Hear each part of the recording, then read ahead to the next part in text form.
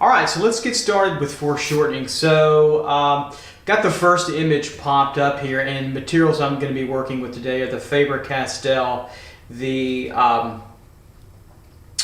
Polychromos pencils. This is, I think, a dark red. I've got a nice new fresh set of pencils here to work with. They're kind of like a wax pencil and also kind of a pastel pencil, but they're really nice to draft with or to draw with. So in these particular upcoming lessons, this particular section will deal with the entire full figure of the foreshortening problem, and then we'll break some of these areas down with other poses in more specific kinds of regions. So the first thing we want to begin to tackle, and we're not really necessarily talking about composition yet, which is another challenge because everything is flat. We'll start with getting the position of the entire kind of figure, sort of feel your way out here with the foot. Now, you've got a particular challenge with the drawing and the pose because you don't get that long, flowy action line all the time.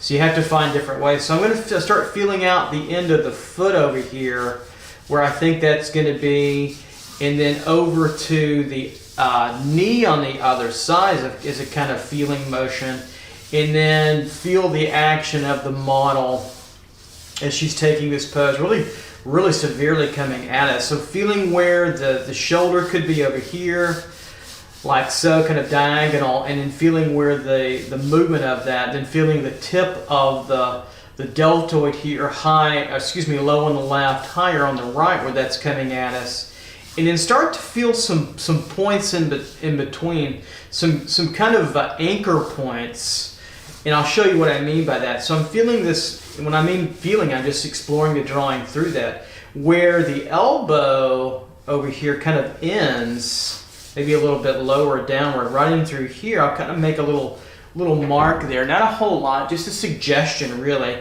And also feel like where the end of the knee makes a diagonal here, almost kind of parallel to the shoulder a little bit. Just kind of feeling that out with some little points here, and then all the way over, sort of horizontal up and over elegantly to the foot. Now those can be adjusted, and trust me, they will be. But these start to give me anchor points because I can't get the elongated flow that I want normally from a pose that's not so severely foreshortened.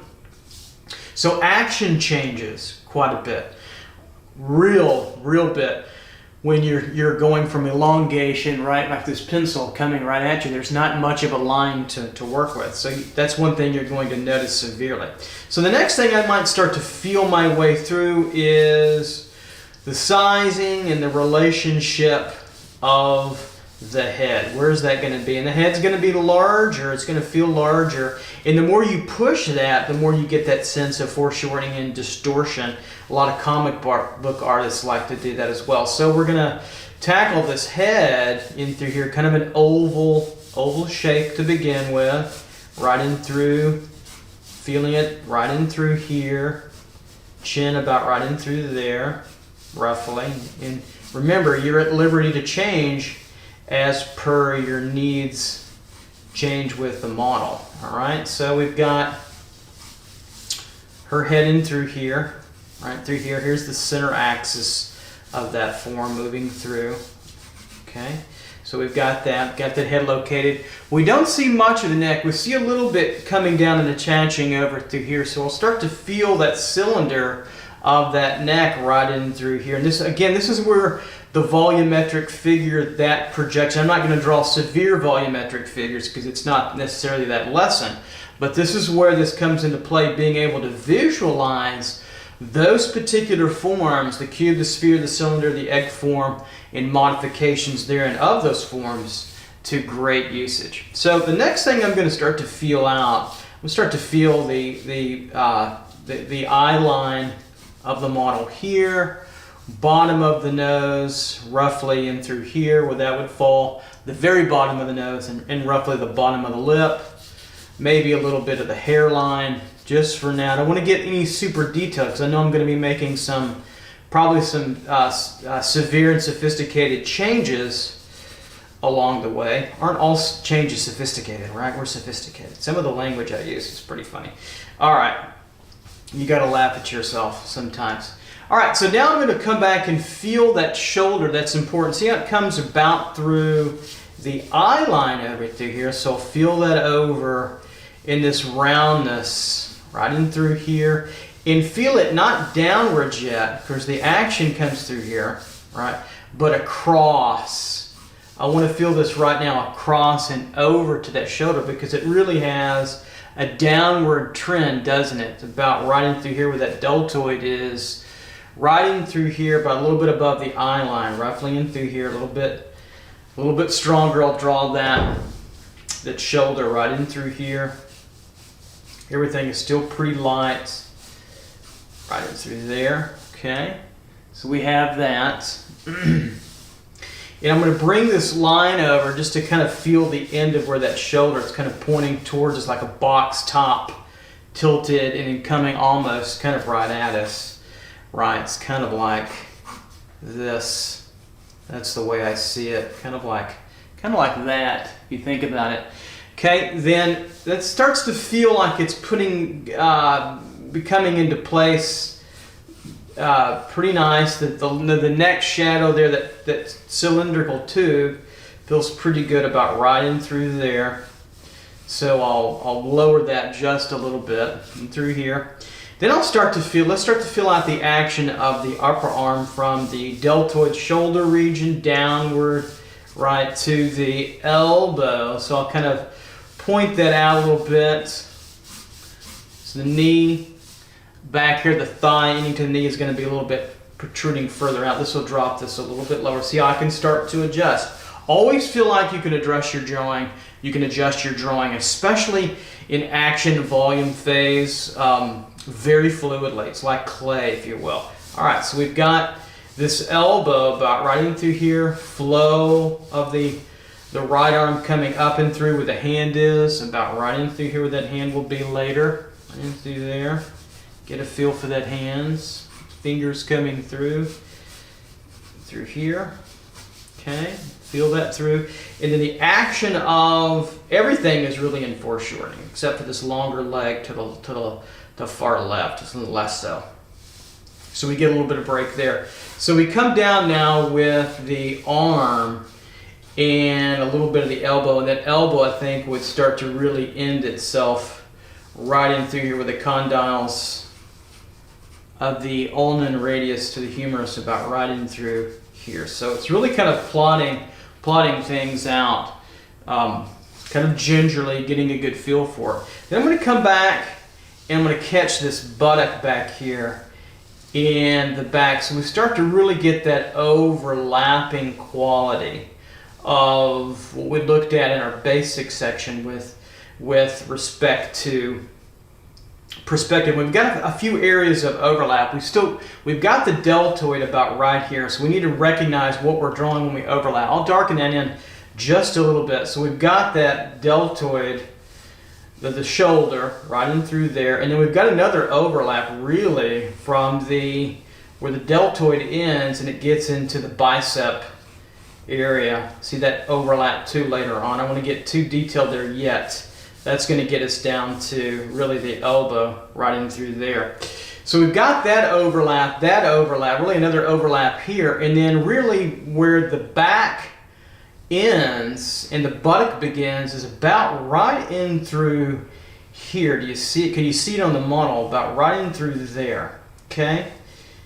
And it comes up and over in through, right in through about right there. Okay, we'll get more sophisticated with that in a moment. So you can see the severity of what's happening there already. It's really pushing. It's really, a curve and another curve and another curve. It's like a centipede going back in space. It's really pretty amazing what's going on. And then, I gauge everything also with the feeling of her hair too as well. How much of the cranium we have against her hair. And then we go into now what is the buttock back here, where it gets a little bit darker where this overlaps, right in through here where it's sitting on the ground proper, about right in through there we get that last overlap a little bit longer. This is the end of the buttock, believe it or not, over into here, and it's going to taper down and through and over where she's at, right in through, kind of right in through there. So that buttock would come over and overlap here, if we could see through the head right in through there, and in this way, and start to come out of the model. So don't be afraid to overlap. Keep your drawing light and overlap, and I think you'll be in pretty good shape. Now I can rejudge what I had in terms of my action over here, and you can see I was a little short. So if we go back to the knee over here and feel that way through, we're kind of marking the chin as right now pretty accurate.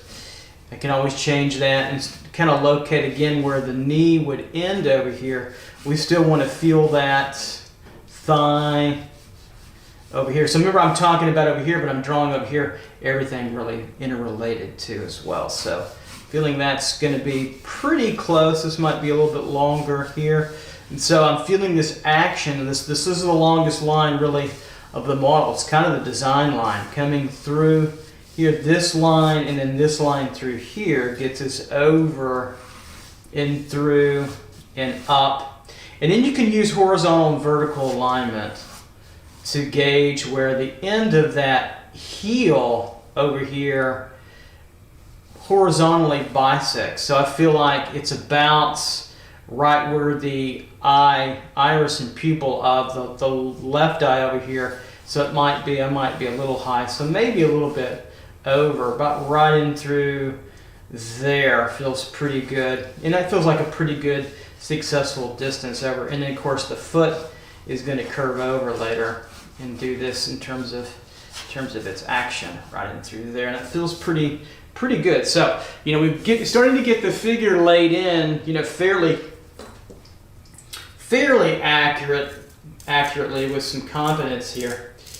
But it takes work, doesn't it? It really is a very strong mental projection kind of technique. So I'll just kind of feel this first action here of the volume of the calf, which is a little bit easier, if it's possible, right, to say, because of a little bit less foreshortening, a little bit lower in through here, over, and then we'll get over to the ankle in through here, the foot, and we'll start to feel that foot anatomy come over a little bit further.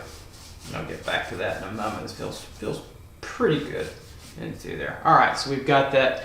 Then we can tighten it up in a moment. So we're still feeling this over. I still want to come really far over, but my eye's starting to say, okay, this ends a little bit here and gets a little bit flatter horizontally here to the leg, and then we're coming over. And I feel like, let's tackle the shoulder a little bit here. We can box this off just a touch, use an angle at times, and through here. And then we can start to come down with the action of this arm, and we get a little of the breast form of the chest coming in through here. It gets squeezed against her a little bit right in through here.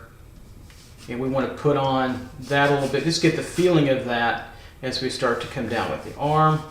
In through here, basically tubes and egg forms in through here. Maybe a little bit lower. Okay. Don't be afraid to change. Keep that light. Build that together.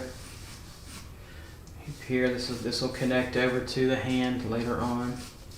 See how they connect up. You want them to connect up. Don't be afraid to draw through your forms best you can as you work your action. Okay. And then we'll put the arm on a little bit here. Head's going to be a little too big. I'll reduce that in a little bit. So we'll put that arm on. Arm and hand on here. Through here.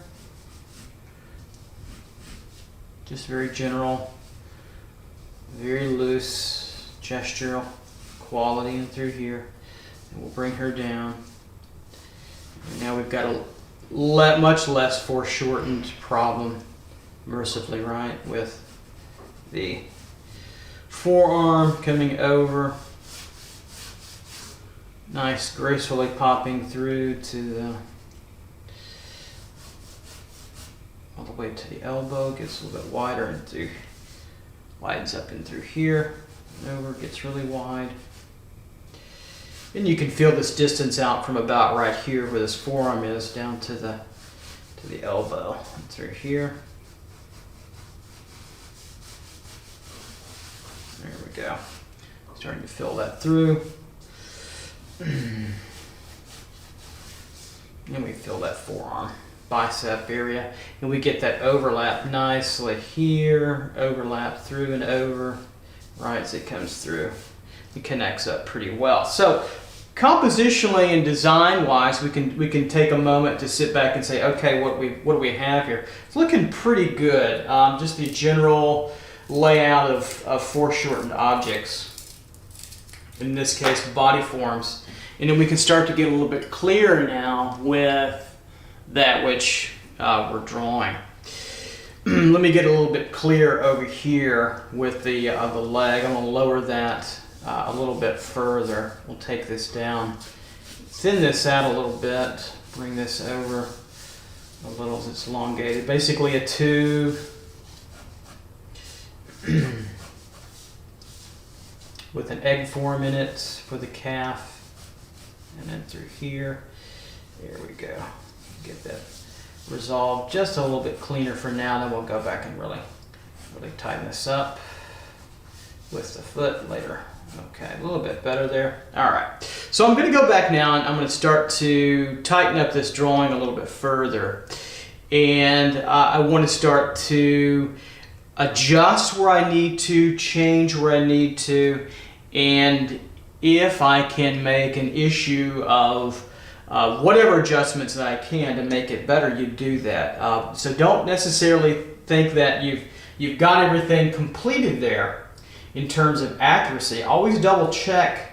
I tell my students here at NKU and everywhere else, YouTube land, is that don't be satisfied with what you've got. Really be judicious and discerning, discriminating about what's in front of you to get the most out of the exercise and the accuracy of what you're drawing. Okay, so I sharpened up, pencil a little bit here so I can expose the lid. A little bit of extra pontificating. All right, so let's tackle the head region now a little bit more cleanly and clearly and see what we really have.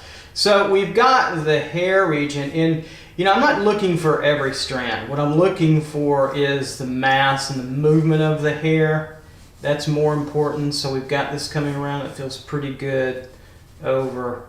It's kind of a system of marks just to get that expressive enough for an academic study. And just taking my time here. These curls through here. We'll bring this around. I don't want to belabor this for now. Through here and over. And that kind of moves us right into what later on is the hand, obviously.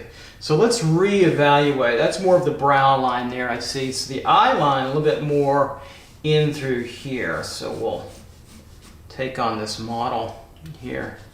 Kind of just feel out the eye line in through there, which will come down and bring us to the bottom of the nose here. There we go. We'll readjust that, and of course the bottom of the mouth coming through and down to the chin here. There we go. So we have that. Forehead, of course, over and through here. And kind of hand really kind of cups over the head region through there. And we'll start to clear up a little bit for now. The nose region and through here. And we'll get into this a little later. We'll go a little bit further.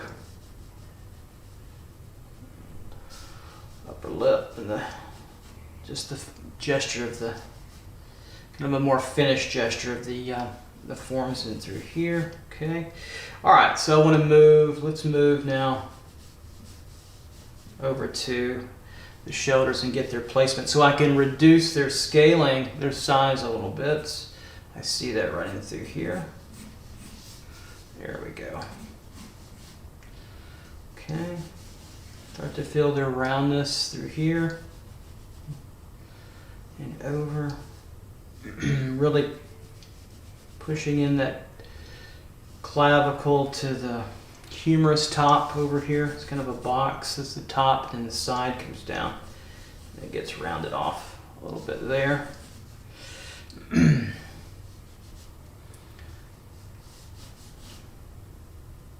Now we can push over her chest, this deltoid and the shoulder. It starts to, the pectoral hangs off that and it wants to come down, really come down and over and hang the breast and push up against the force of that arm there.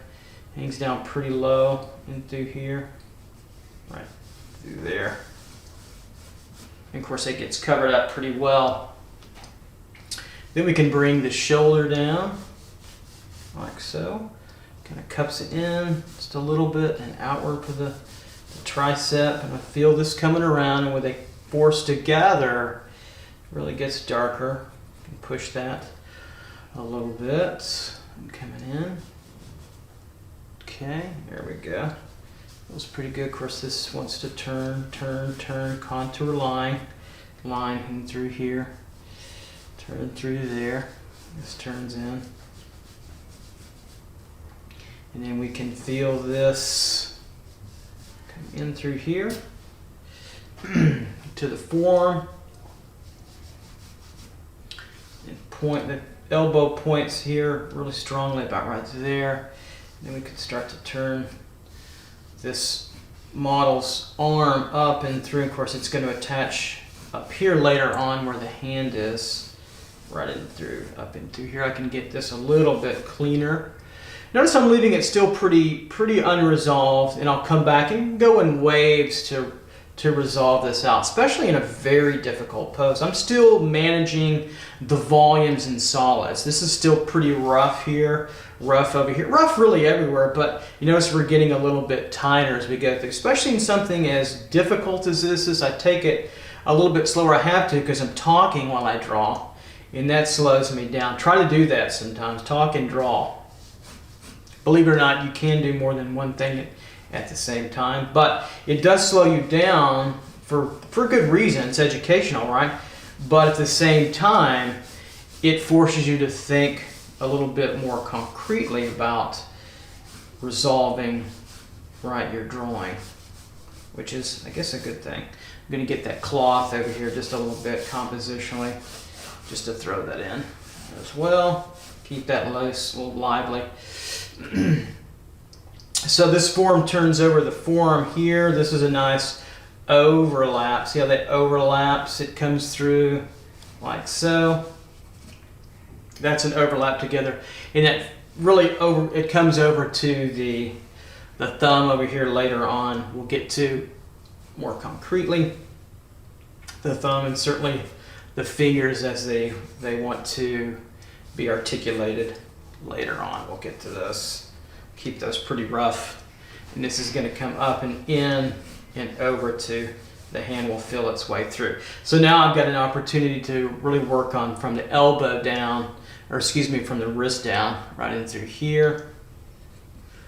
Really blocky and over. Feel that kind of straight line coming through. We can push that. This comes over. Do the top part of the hand, then we'll go underneath here and around into the forearm and through. Now, of course, it overlaps nicely, mercifully. Really blocky. Here's the blocky edge. If you target a volumetric figure without drawing the severity of the mannequin type figure, here's the blocky edge of that. Do you see that running through there?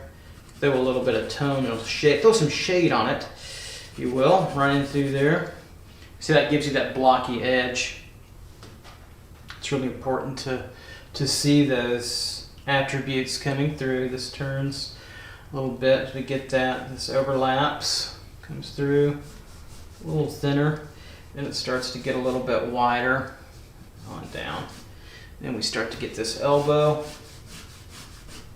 coming through here. So you're looking at also the length, the end, how far do you know to get that? Pretty close. I kind of relate this distance of where the forearm here on this hand bisects here where it overlaps, and then this distance here can tell me a lot. So I can come down and over and through and then get to the elbows in. It's pretty accurate. Now that image gets cut off a little bit, but that's going to square off about right in through there. Really kind of a blocky form right in through here. We'll just kind of block that in through here. This gets egg formed. See the egg coming through here. We're still really in a kind of a basics feeling. Forms, action, volumes, and solids. I'm throwing a little bit of tone. We'll get into those lessons in the future as they're coming up, but this really pushes over here really nicely, overlaps, opposite line comes through to here to really force the quality of this bulbous kind of area coming out. This can come down lower, this forearm, a little bit, and through here.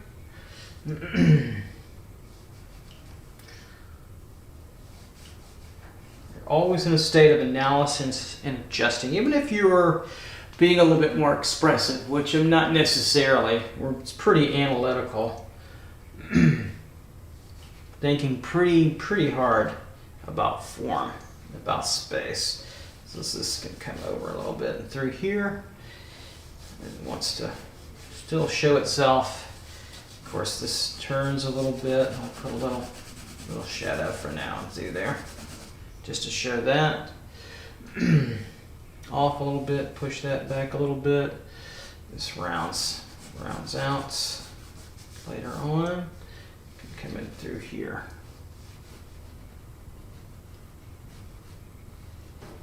There we go. Get that edge. Okay, so doing pretty well. Feeling our way through here. Let's rough out the hand a little bit through here. We'll curve over. This really gets pretty elegant through here as it comes over and down. The padding of the hand where the knuckles are gives us this movement back towards the hand. It's kind of the beefiest part of the hand right in through here with the finger knuckle starting to protrude, coming back over this way like so. So we get that beefy part of the hand right in through there. And the curvature of the hand, the finger continues to want to do kind of this, goes in this direction. Then it gets tapered a little bit through here, and then it starts to disappear a little bit in the hair. We can tighten it up a little bit later. I'll go back and tighten it up a little bit through there. Okay. All right, so feeling things out, that's looking pretty good in through here. You want to kind of step back and relate your drawing to what you're seeing. So we now got a better sense of adjusting, to here. Now later on I know that this chin is going to be a little bit tapered, probably a little bit shorter too. It's probably in here and downward, which you can make that adjustment. And we'll want to, now let's evaluate our neck area in through here, which we don't see a lot of tube coming in through here. We'll get to that neck shadow in through there. So I'm just following the shadow forms a little bit too as well. Now we get this nice crease. So we see this breast form being squeezed back into the chest from the bicep back into the pectorals, and they come up and over, and we see this little creasing here, which is part of that. We get just a little bit of the pectoral in the breast, the fattier tissue there. And so then we see now this tissue here, and then we can start to see where the elbow, excuse me, not the elbow, but the shoulder, make sure I get my parts right, coming over. And as this, see how this curves over quite a bit? See how this, where it creases, see how I'm a little bit off, I can need to go higher? Totally fine, make your adjustments, always. this crease right through there, bingo. There's a line where these come together, these two opposing curves make that darker crease right in through there. It's where this upper shoulder trapezius muscle coming down right in through here. I'll darken it. See how that wants to come down and over? It overlaps and through here. It's that triangular muscle on the back part of your neck, and it comes down. Now it comes over to the shoulder right in through here and overlaps a little bit. And see how we can see that coming through.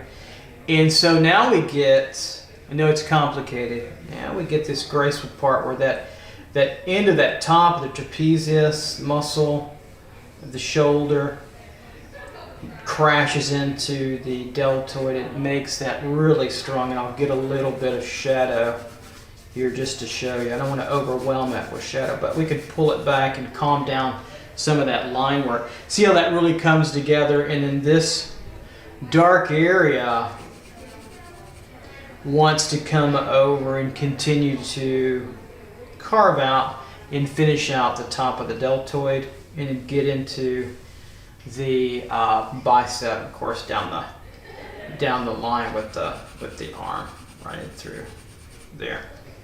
All right, so as you're drawing along, you might want to take some breaks. Obviously, take a break to sharpen up, but also this is pretty hard artwork, meaning that you're working your brain particularly hard. So you might want to take some breaks to relax and come back to it a little bit. I think that's gonna help you well. If you get frustrated, hang in there. Foreshortening is a challenge. So as we continue on, it's no joke. It's hard. So as we continue on, we looked at the shoulder region, right in through here to the trapezius, deltoid, top of it, right in through here to the deltoid here to the forearm, and of course the little bit of the trapezius was coming through here, not too much, but just a little bit. So that's one strong overlap here, another one here with an undercut overlap to pop those two forms together. Basically it's this versus this, and where they come together, these two ideas, they get a little stronger, darker shadow line, and they really help to bulge out form. Look at that through art history. Look at that through the ideas of Rubens, Delacroix, and other artists. Géricault, you're going to find that they use this idea constantly to pop out form. All right, so we're moving through here. I'm going to tackle the fingers later, more in last. And I'm not going to get super detailed here because we're still in kind of a basic phase here. Let's tackle, I think this is pretty good. Let's tackle this thigh coming down. So I feel like this is pretty nice. This could straighten out just a little bit, slightly more horizontal in through here. So we get this thigh coming down being overlapped by this, obviously this arm in through here. And we don't want it to be just a straight line. We want to feel that anatomy the best that you can. This is kind of a larger, broader egg form right in through here. It really starts to point out there's a little darker cavity right in through here, that curve, the inner thigh, and then it starts to curve and bulge. This muscle of the quads come down here a little bit. I'll darken this in so you can kind of see it. And then it starts to curve in through here, inner curve. And you can see that undercut curve a little bit here. And then it starts to flatten out as her knee, thigh, knee to come together and touch that ground. That's really supporting the figure to a degree to stabilize it right in through there. And then we get this underturn and over back, kind of flattens out here, then back over, right? And then we come on up nicely to the model. So you got to get this curve really curving away softly. You know, these are great pencils to work with, the polychromos, because they don't smudge, but I don't prefer them for finish work because they're a little, you have to push down, you have to work a little extra hard than you did with charcoal or the Carbothellos, but I like using these for my students in the beginning because they don't smudge as much. But so I'll use them as demonstrations too. So we have this, and this wants to come back over here a little bit and turn like that. So I'll just put like a little blanket or wall line compositionally kind of coming across, and that gets us that area fairly resolved and fairly clean over here with the leg coming through. So let's tackle now coming over to this leg. And I think this is where I need to make more adjustments. So if you this really analyze, it's a good teaching point. So coming through, I see that all points, if you take a look at horizontal alignment, take a look at the nose position. Everything that's going on with this leg, give or take the heel, is underneath. Do you see that? It's underneath really the nostril, the nose. So it's really, I need to bring that leg down and probably shrink its size a little bit to there. So that's why we keep it pretty light, pretty loose. I don't want to erase that for effect. I just want to draw over it and make it stronger. Now I don't want to take it too far down, so I'm going to fudge it just a little bit, which is totally fine. In through here. So we're going to bring it down some in through here as we work that thigh.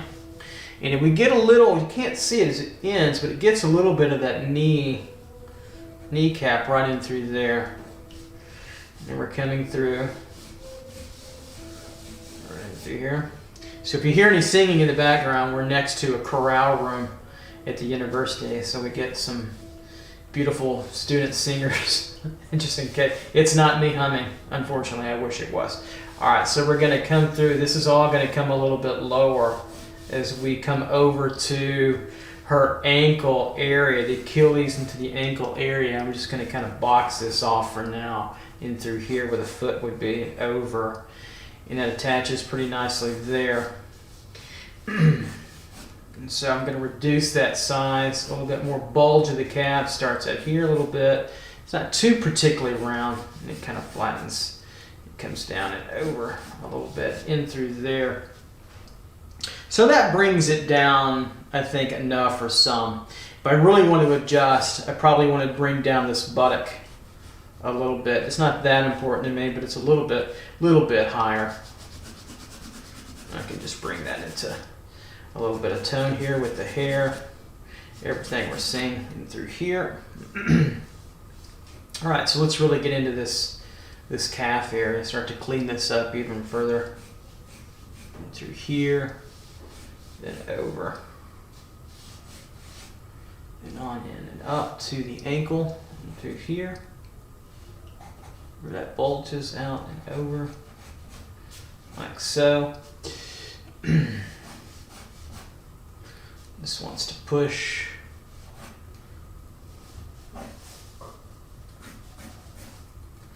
And through here, really strong overlap here.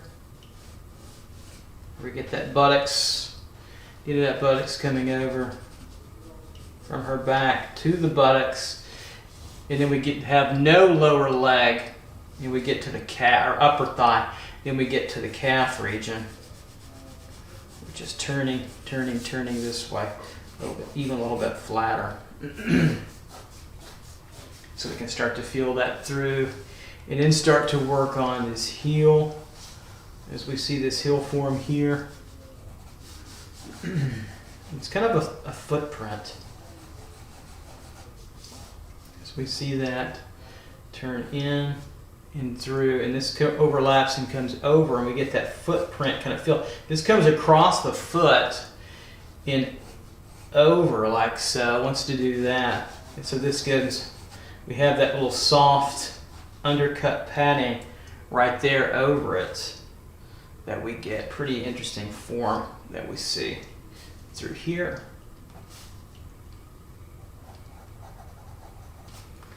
And we get that ankle, we'll tighten that in and shape that off a little bit. Over through there. Been through. This wants to come in and make the Achilles. In through here. And then around through. And this will narrow out, so it kind of boxes off around and through here. Really points out that bone in through. And we can turn this up and in. This wants to come down. So this gets narrower, more shaped off. Then we can come up to and pick up the thigh is the Achilles goes into the soleus. Not that important to know. These are terms to throw out. We'll get into an anatomy in a future date, but you can start to see that coming in, kind of downward. Let me put a little tone against that so that doesn't, it gets a little bit muddled, so I'll try to clean that up for you a little bit through there. So let's keep on with the foot here. So the heel will keep on defining this very strong heel pad, calloused pad. It takes a lot of the pounding of the foot, pressure of the foot. This comes down, that triangular wedge of the foot comes down here and through like so.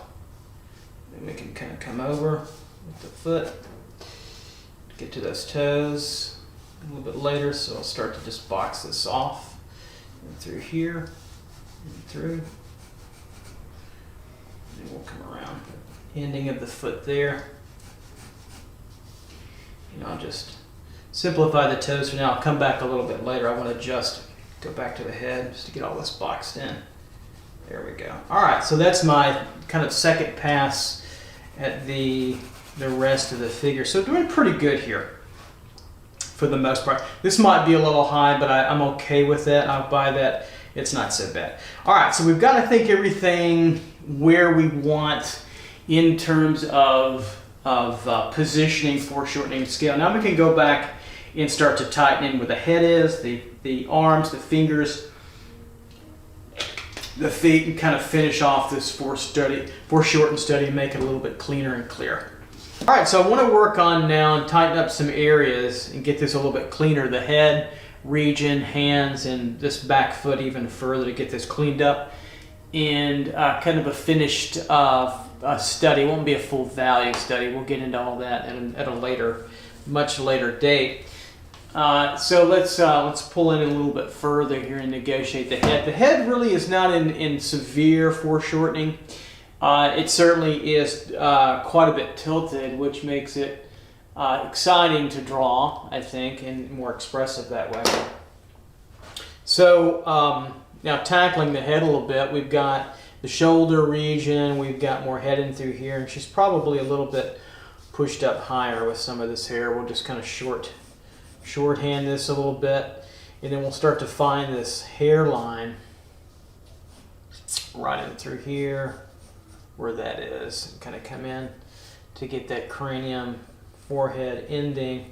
The actual skull of the head is about right in through here and over, and so it's got quite a bit of hair puffed up and moving to give us some more expressive, components to work with a little bit. Tone that in a little bit.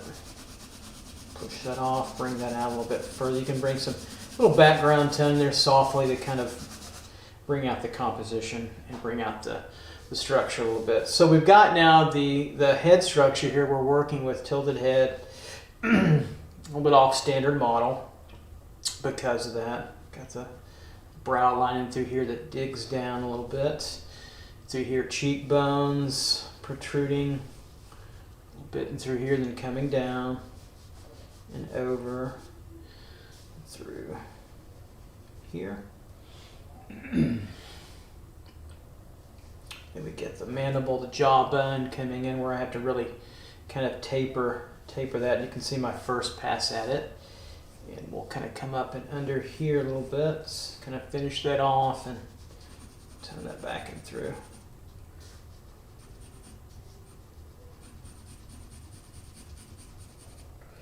And through there. You really feel that breast form punching into the chest, popping this region, kind of pops out a little bit. All right, so we've got this cheekbone here, popped out high and then kind of crashing in, which gets us to this sort of curved mouth muzzle, kind of slightly upturned. The cheek is being pushed slightly by the hands in through here, so we can utilize that. We'll get a little bit of the chin value in through here. And then we'll see the top of the brow, nose, where the nose inserts in through here. And then the expression in the brow kind of coming over. Get this curve and through, around. And the hand, the curves of the hair really kind of start to come in and kind of overlap to the hand itself. You get this nice little rhythm. Really we don't want to forget those attributes of contour, line, rhythm. All that's really important. All right, so we're coming over now to the brow, in through here, nose, muzzle. And you can see where the eyes fit across here. The eye line about right in through here. So I'm going to kind of just indicate them now. Sometimes I just lay down kind of a little tone, almost like a little value eye socket here and then here, so I can get a placement of it without really being too specific with detailed line work. It's very general, so I can move it around. So about right in through here, you can kind of see, the figure's in shadow, even in light, it's not true light, the paper. So you can see where that's already giving kind of a socket feel, which gives me an indication of where those eyes are, so I can feel that structure. Artists have little different techniques, each one is a little bit different. So I'm going to feel that the eyebrow structure curving through here, right, and through, curving through here. Really follows kind of the ocular cavity and also the top protruding brow that kind of comes over like a shelf. And then the forehead undercut in through here, and then the brow over here right at the end and through. Down we can go a little bit more narrow.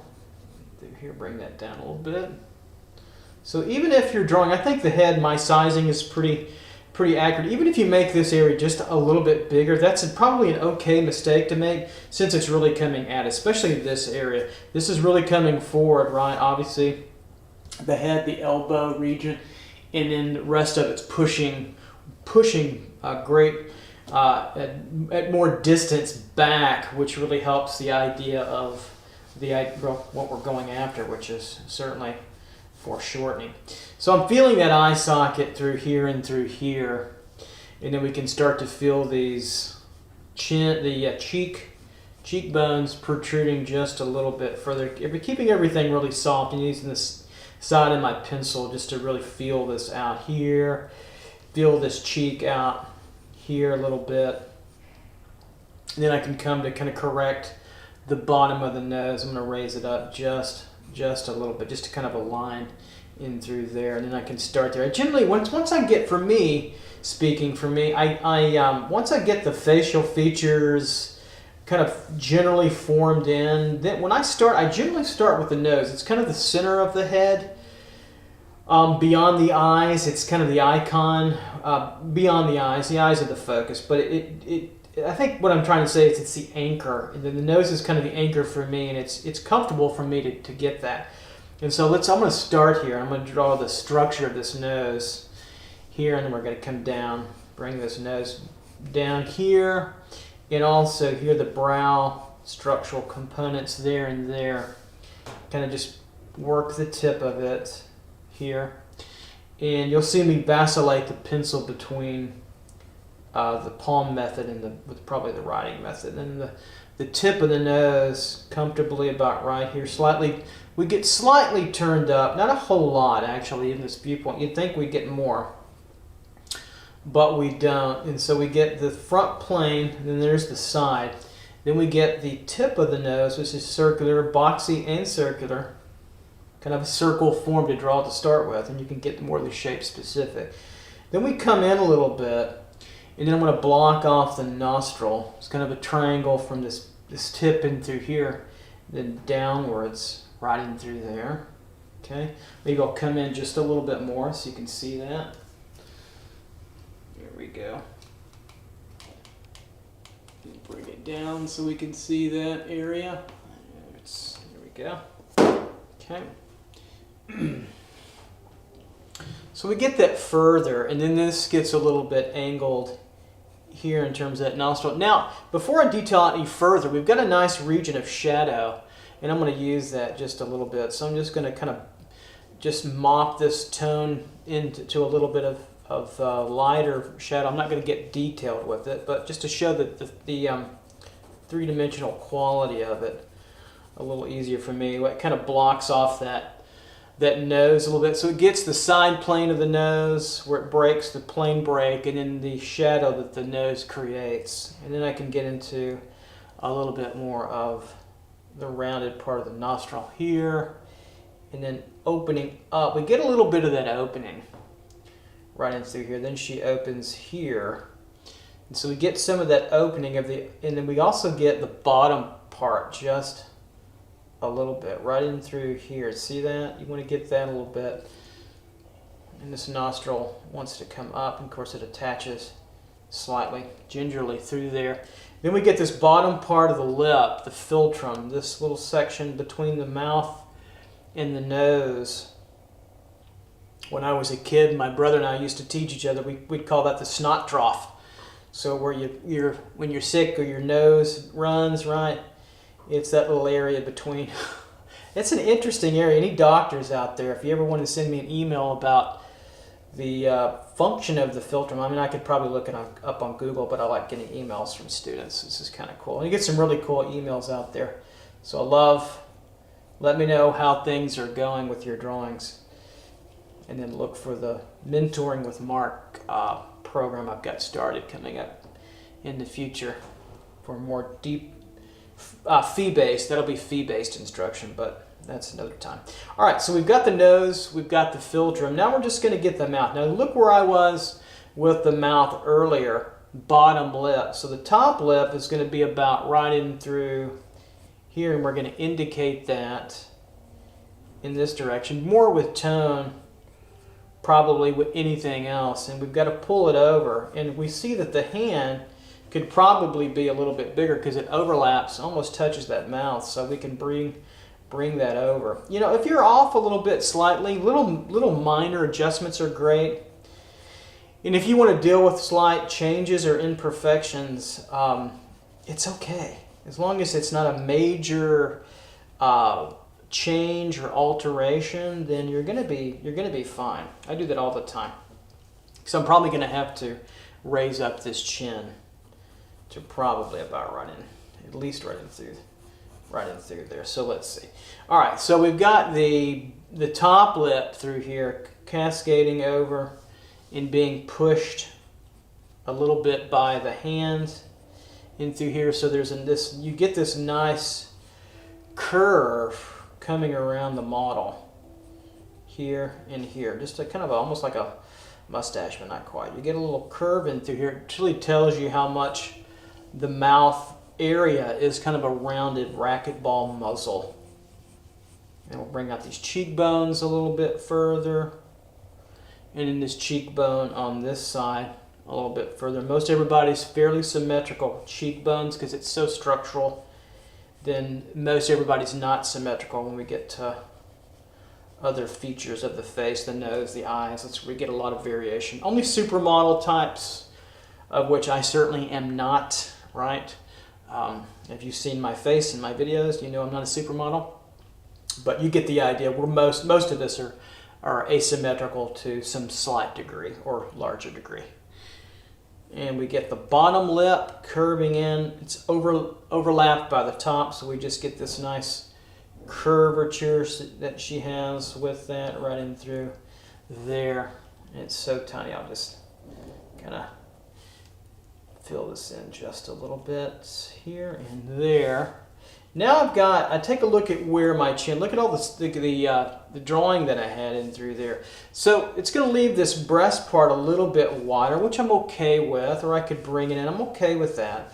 But I do want to bring her chin region a little bit in, probably to about right there. And that's okay too, right through here. We get that and up and over, and I can just darken that in, even though it's a little bit darker than what the photo is. The photo can be very much adjusted. Matter of fact, the more adjusting you do from a photo, from aesthetic sense, probably the nicer the drawing. So we've got the bottom of her chin there, the lip, and we can kind of just finish that out through here. And then we can start to work on the eyes a little bit, detail these out a little bit further, bring out a little bit more resolution, hair curled in through here, up and around. So we have that coming through, and I can start to bring up the eyebrows a little further, raised eyebrow up and through here, a little bit of value tone to mark that through, help that out, pop her out a little bit further, and then the expressive eyebrow here.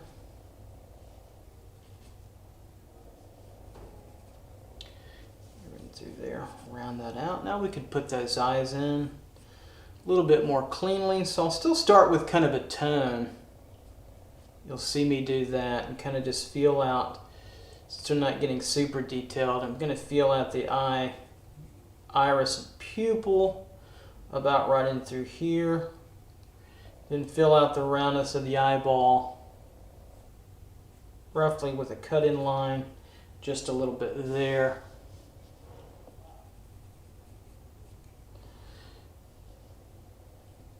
In through here to kind of turn that over.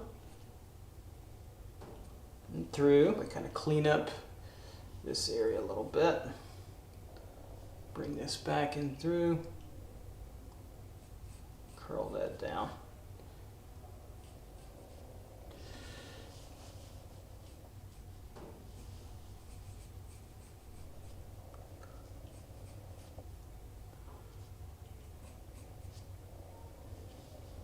And just give a little bit more expression to the eye there, bringing it through. Be careful not to get it too close to the nose. There is space between a plane between the nose and the start of the eyes that some students, you can miss that pretty quickly. All right, so that's good enough there. Then we'll get the other eye. I'll bring this nose shadow a little bit higher up and through here. And we'll just kind of gently lay in now the curvature of the eye line. You can see how it's curving across the model a little bit. It's getting slightly pulled by the hand, so it's not a straight line. We can indicate that in the beginning, but later on we want to adjust that. So looking for that iris and pupil, right in through here. Start to kind of feel my way through that. It's on a curve. You can see that curving a little bit further right in through here, and get her to look at us. So I just kind of feel that tonally through there. I'm not, I know I understand a lot about eye structure, the eyeball, it's a sphere, but I don't have to draw all of that all the time, especially when I've got a real tight space to draw in, and I'm trying to lecture at the same time. We want to shorthand that a little bit, so we feel that there. Then we can start to indicate a little line, a soft line for the top of the lid here, coming down, closing, getting into that shadow, and then a little indication of the underneath eyelid here, coming over, and of course the top eyelid will come over and overlap the bottom a little bit. Then we get a nice kind of curvature here of the eyeball, the finish of the eyeball here, and then right in through here, really the finish where it pulls into the cheekbone, the top part, the total socket part of that whole system, and this kind of starts to, this indication of that puffiness there, and then we could darken this in just a little. Here, this is all in shadow, and just a little bit darker with the indication of the pupil and the iris right in through here. We'll get into all that those good specifics in time. Those of you that are in my classes at NKU, and then also those that are at YouTube, which is a little bit different. Then I'll bring up the nose structure a little bit higher to the brow. It really starts at the brow, then comes down, and this kind of curves. Indicate that with some contouring, a little bit of contouring just to feel that out. Further, soften that in. I think we're we've got the head pretty well located in our foreshortened figure. So that's putting now the head on the figure. So let me pull out the video camera and let's take a look at what we've got here. So we're getting closer to a finish in our foreshortened figure. Again, I think the one area, you know, that I would change would be right in here. I might drop this whole system just a little bit lower. If I had more time, I would, but it doesn't bother me enough to do it. In your drawing, you can drop that a little bit lower. So let's work on the hand here, and then let's finish out the foot cleared. Make this a little bit better. It's a little bit weak. We can make this better, and then we can go on when you have time to the next full body session. So let's go back into the hand here, nice and close, and we'll start to work with this foreshortened hand a little bit. Okay, so let's tackle this hand in some slight foreshortening, and it's slightly from a back left view, going back into space to the left. So in terms of recorrection, I'm gonna smooth this curve out a little bit and through here. This tends to be running through this part of the wrist, not this one, but this mark I made here.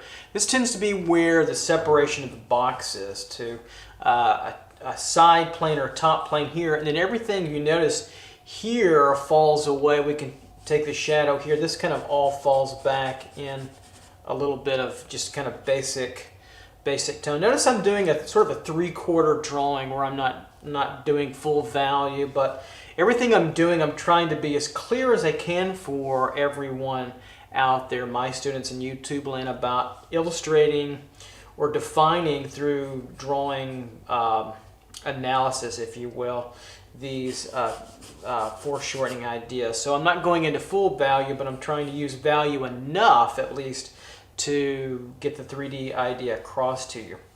Sometimes we may need more than just line or just value to do that. So here's where the blocky part is. Here's where the fat part now of the palm, the back of the hand, right in through here. It's a little puffier. I'm going to kind of make a little bit more of an oval kind of contouring approach to that.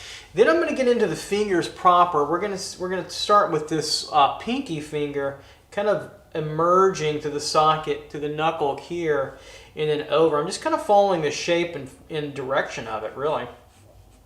Through here, and then this knuckles over. This turns. It wants to go that way. Do you see that? And then it starts to really just disappear. All we need is kind of a fading line, and it disappears kind of nicely into the hair region. I'll tone that in, tone that back a little bit further so you can see it right in through there. And it'll just kind of disappear into the netherworld of her side of her head, resting in through there. Then we can pick up the next finger, which parallels that. You can start to think it in terms of just a straight line right into here, right into the knuckle, and then we get to the ring. I'm going to eliminate the ring. It doesn't really push us forward, but it does give us some contouring. And then we get to the knuckle here, which turns. Of course, the ring sits in through here, but this whole finger area, the top part of the knuckle, this will curve, this will turn, that'll turn a little bit and over, and we get a little bit more of the finger right in through here as we get to the hand proper. And then we have, it really gets faded away in just a couple of lines for the finish of this hand. We get this finger coming over. This is 1, 2, 3, this middle, the middle finger, the famous middle finger, right? For various reasons. And so we get that part of the finger, and then it turns. We get a little bit of that knuckle protruding. Then it wants to straighten in. And it goes a little bit under and flattens a little bit from where I had that line there. I can just put a little bit more tone, darken it, take that line, that first line out, take a little bit of that bite off with a little bit of tone there. And take that off a little bit further. We can see that hand pop out. All right, so I think we've got that hand, a good feeling to that hand in through there. Let's drop down now to the other hand down below. So I'll pull out a little bit so we can see that, and then we'll come up, bring up the drawing a little bit, and we'll tackle this tiger here, right? right in through there. All right, so now tackling this, we get a little bit now of the forearm here, and then it starts to bulge out. This kind of undercuts in through here, and this other part of the forearm bulges out a little bit further. This really beefy part in here as it kind of comes in. I know I'm getting off just a little bit, but that's important too. Running through here where the elbow is. And so now coming up with the hand, now we don't see a lot of it. This might prove to be a little bit more difficult, but we do see the curve coming through here. And so you have to imagine a little bit of the hand overlapping, and I'll show you what I'm talking about. I'm going to start from this knuckle, and we come over and down. The fat part of the hand where it ends to the wrist is probably going to be about right in through, down and over to the arm, the bicep. So see how we have to think through this problem a little bit. About right in through, over into here. So we're going to get an overlap. So we're going to get that, well, I'm out of the camera there, but we're going to get an overlap here from the wrist, here, and then everything from the wrist is going to come out. So that's a strong overlap right in there that we want to see. All right, so that's just feeling back there. We don't see any of this in our actual figure study, but we want to feel that in our drawing right in through there, so we can come out and get these fingers a little bit cleaner and clear. They're pretty hidden in shadow, and you can kind of bury them in shadow and not get so detailed. So we have this finger, we have a little bit of the knuckle. Basically, it's a boxy kind of tube, right? Here's the knuckle part, and then we'll come down further to the next set, and then this finger wants to kind of come over and end in through there, right in through there. So it kind of comes up. This is part of an underturn. This is not the nail, but the knuckle here, right in through this region and up. Just be clean with it and very simple with it. And the other finger starts to overlap it. We kind of come up to where its side part, and that knuckle is slightly overlapped by the forearm line, which is nice. Okay, so we have that. Can come down here to this finger, just slightly longer, then tubes around. We want to get that tube, that controlled like tube. Mine are probably a little long, but it's okay. Right in through there, and then over, back, right in through there to the other finger. This knuckle kind of overlaps since we're looking slightly down on it, so this is going to come over this knuckle part when it comes together. And I'm just going to indicate the top of the nail. I'm not going to get detailed. This is a very simple just indication of the top of the nail as it gets underturned. I don't want to get the bottom because too much will flatten it out. I'm just going to give an indication of that nail, and then we're going to pull back in, and then we get this other kind of finger gets really squeezed in. It's hard. I'm just going to draw what I see. It's kind of get some mash up there, and I just kind of get in there. It's probably the third or fourth finger, maybe even the pinky. The other one gets kind of smashed up in the curvature, but just that alone is kind of enough to give us an indication of that foreshortened hand. And then I'm going to put a little tone over that. And then the thumb we get nicely is it's sort of cupped underneath. And so here's what I see. This, we get top and we come over this oval form. Then it boxes out at the top where the top part of the knuckle of the thumb right in here is. It's really boxy actually, angled down. And then we get an underturn through here, and we come down the shaft of the thumb, okay? And then over to the side, and then we'll get the finger coming down as it goes back into the hand, gets overlapped from here and also from the forearm, right in through there. It's not easy to draw. That's a tough one. That's a booger. We call that a booger. A difficult one here in the South, part of the South, which is still where I'm from. And then we get the nail. I'm going to define this nail even further. This is important to get the front part of the hand. And so the nail, as it sits in the bed of the finger, it's undercut. The fleshy part rolls over it, so we have to undercut the turn. People get it the opposite way. And then this fleshes out this way, and then over like so a bit, so we get that thumb coming in to get that feeling of that fleshy part of that experience. And I'll put a little tone over that, and it's got a little bit of a shadow. We'll just indicate that with a little bit of shadow. And we'll get into the final part of the shadows. Too much to deal with in one session. Okay, there we go. So we've got that, and the bottom of the nail kind of curves this way. See a little bit of that coming through. So we've got that hand, just an indication of those forms. So let's pull out now, and then let's work on the foot and finish this drawing out, this little study of foreshortened figure. So finishing out this foot, we've got a pretty challenging view of the foot. So we've got, part of it. We've got the top of the foot. We see a little bit of it, side top, that triangular wedge here, and it's going to arch down even further here, and we start to get this side pad of our foot. It kind of cascades. I'll draw it in kind of a broader tone here. We see that right in through here. This is this kind of cylindrical ridge that develops in our foot. Then we'll start to tighten up this heel a little bit, trying to make this a little better than when I had it before. And we'll get a little tone on there too, as well as that it turned. So this whole area is turning like this, right? It's turning in through here, so you get that kind of thing going, and it's a real strong pad on your foot, really on that side plane. Takes a lot of shock and absorbs, so kind of like a shock absorber in an automobile or a vehicle. Really takes on a lot of that kind of padding. And so this is very tube-like, so I'm going to draw a lot of contour, tube that over.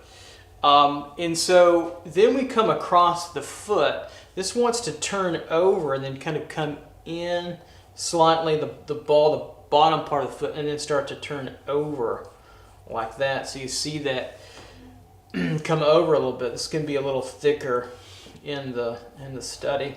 We can kind of come over now and take on the back of the foot here, the bottom. We're at the true bottom of it. We see that even though it's on the left side. So we're going to come over now and just get the true bottom of the foot, not the toes yet. If we think about it as a box, the top plane that we see now, as it turns here, comes over, gets a little bit of overlap, and then it's going to turn, follow this curve. This is where it starts to plane break right in through here. Later on, the peak, look like the pinky toe will be there, will turn and come back in to the structure of her foot and kind of meet up where that pinky toe is going to be. That knuckle of the bone is going to be adjusted in through here. And all this we can kind of put back in just a little toning shadow for now, so that we can understand her foot a little bit better. And so now we can put on the toes in through here and feel a little contouring through here. The big toe here, kind of just an oval form, takes up a good amount of space, and it's really such a difficult position that in foreshortening that you just want to really get the shapes. They're kind of blocky here, and that's what I'm just getting, is big toe forming through here. Feel the abstraction of that. And then we've got that next toe emerging out a little bit over, kind of almost like popcorn, if you will, or some kind of like a tooth or root in through here. Oval, kind of circular and oval through there.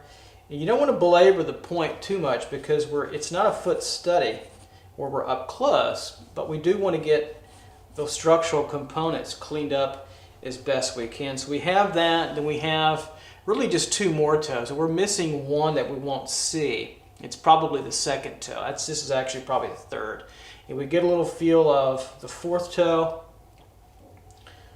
curling back in, and then the pinky coming up and through, really sucking tight to the foot itself, and we get this coming down and then curling back in and over and then back up into the foot. It's pretty complex for just a tiny little area. So if I blew that up a little bit, it would look like, let's see where you can see it, maybe here, this little pinky toe, its head here, and then ball just gets a little bit square where the nail would be on the back side. Then we come in a little bit, it comes down, joint here, back up, like so, joint, and then it curls back, and then attaches up in here. Pretty amazing little space. A lot going on for a tiny little space. That's why we left these for the last and don't get bogged down so much. And we can contour this out. Matter of fact, we can contour out a few things in our drawing just to make it look a little bit nicer for our study. This Achilles, this undercuts, we can feel that a little bit. We see the Achilles move in here actually even, and we see the back part of the ankle emerge even out in through here to make that a little bit cleaner and tighter. And then we can catch the back of the leg, which is really not bulging that much. You have to be careful a little bit. Then we can catch this ankle, the Achilles moving on to the top soleus, and then on into the calf. It's not too terribly defined, and we'll kind of curve it that way a little bit, and then undercut, overcut, and then undercut if we want, and through here. Let me pull out a little bit, and then we'll finish our study. There we go. All right. Just a few more things to kind of finish that out. So a challenging pose, I think, all over. I think, again, getting the action of this pose set in was challenging. We only have one really true long line to deal with the model. And it was more horizontal with the head kind of bisecting through there a little bit. And then to finish this drawing out, I'll kind of just cut into this edge a little bit just to clean it up. Separate her forms out a little bit. So, a couple of tips in foreshortening is that as lines overlap to show that foreshortening, where they touch, they get a little bit darker. You notice it in the photograph, but even in drawing we can push that a little bit darker there, especially one in front. Didn't necessarily get specifically thicker and darker, but as they touch, that front line, where they touch especially, can be a little bit darker and thicker to show off that wonderful overlapping, because we have a ton of foreshortening in this pose and really a ton of overlapping that we want to deal with. I think that is what is certainly particularly difficult. We can do a little bit of shading, bring out this ankle, this wrist, elbow, wrist area to bring out its maximum parts in through here. As a simple study. Downward, we'll bring this over to just a little bit of value, nothing too special in through here, just to emphasize the squared quality and the rounded quality that you get both at the same time. And through there where this touches, we can bring this out where it touches the ground. I might want to emphasize a little bit more just for finished study, where it touches the ground in here can be a little bit darker. That might work nicely in through here.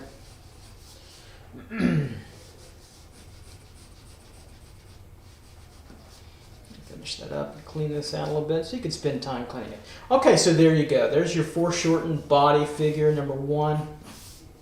And we'll move on to others. Just be very careful about scale, proportion, all of it as you fit this together, and really think about that overlapping kind of quality. Right here, I see there's one little area. You can really look at the photograph. See the buttock emerging?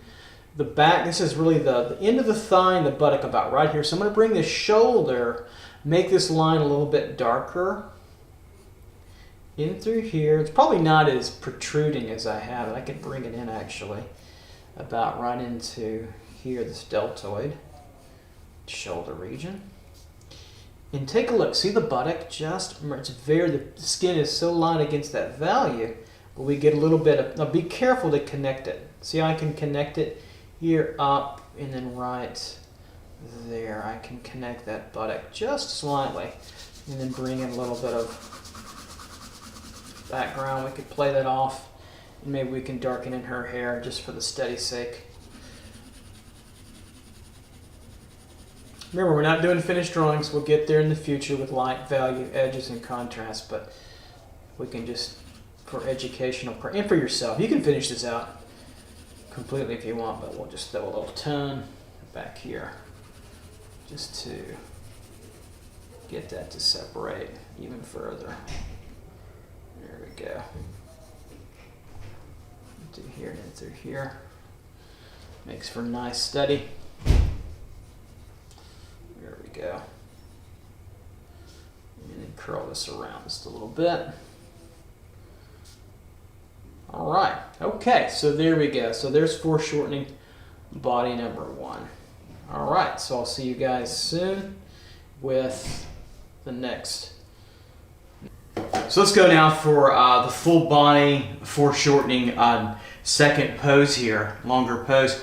So what do you notice about this pose is she's really foreshortened from head to about the buttock region, and then she kind of literally is crawling kind of off the wall, almost like a superhero type Spider-Man or Spider-Woman, if you will.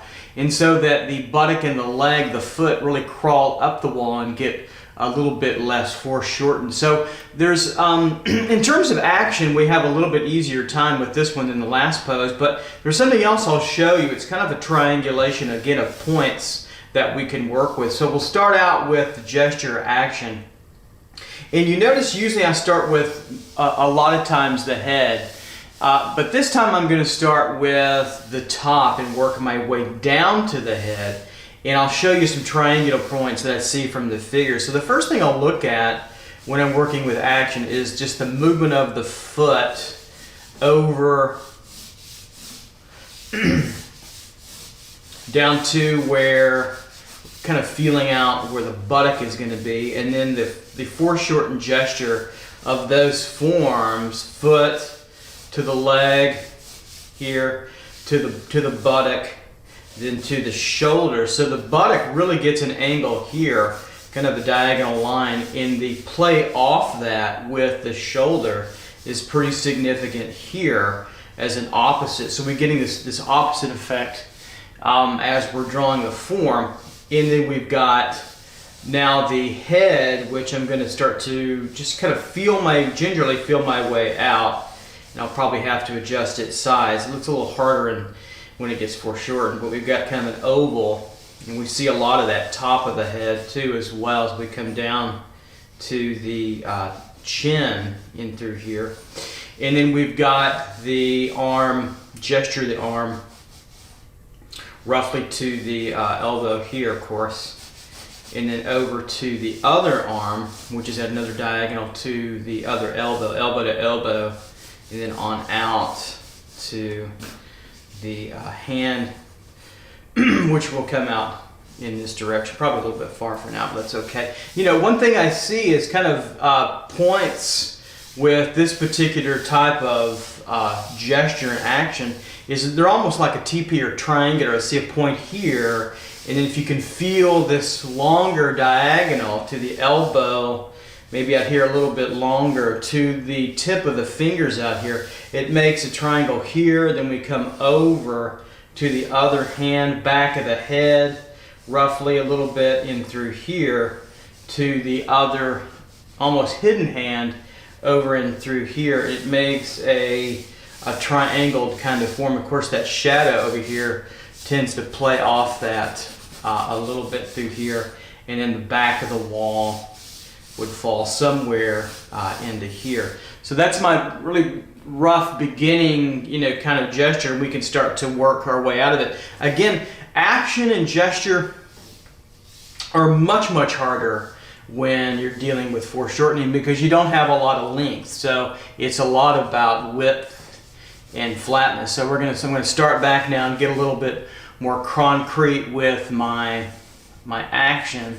Stay away from too much volume, but I might hit some of the outsides of the form. So hitting to the leg in through here from the ankle over, projecting action, maybe a little bit of volume for now. Nothing too concrete. I want to keep myself really flexible in this period and really throughout, so I can be as accurate as I can. You know, a lot of times, again, if I am off just a little bit, it doesn't erode the quality of the pose or the proportions, I'll leave it. But if it's a dramatic, major kind of change, then I'll have to say, okay, I've got to adjust. So just let yourself adjust. So the major thrust line, design line of this drawing is really from the toe through the ankle and back, curving back over through the thigh line up in through here as we get over to the buttock and to the abdomen in through here. Pretty amazing pose through here with the buttock and over. So we'll kind of start to capture that and through here, and I'm probably going to go larger with the head for sure. I can feel that already. That's probably going to be one thing there I'll change. And so we've got these buttock forms here. We fill through and over, and we keep on. I'll just keep on coming with this leg line over to her lower torso, and then kind of really back on through to hit really that line into her shoulder, right in through here. You kind of see that just keeps on curving over, keeps on coming through here. Bring that foot down a little bit. It just keeps on coming through here to that shoulder. And of course, we get the action now back up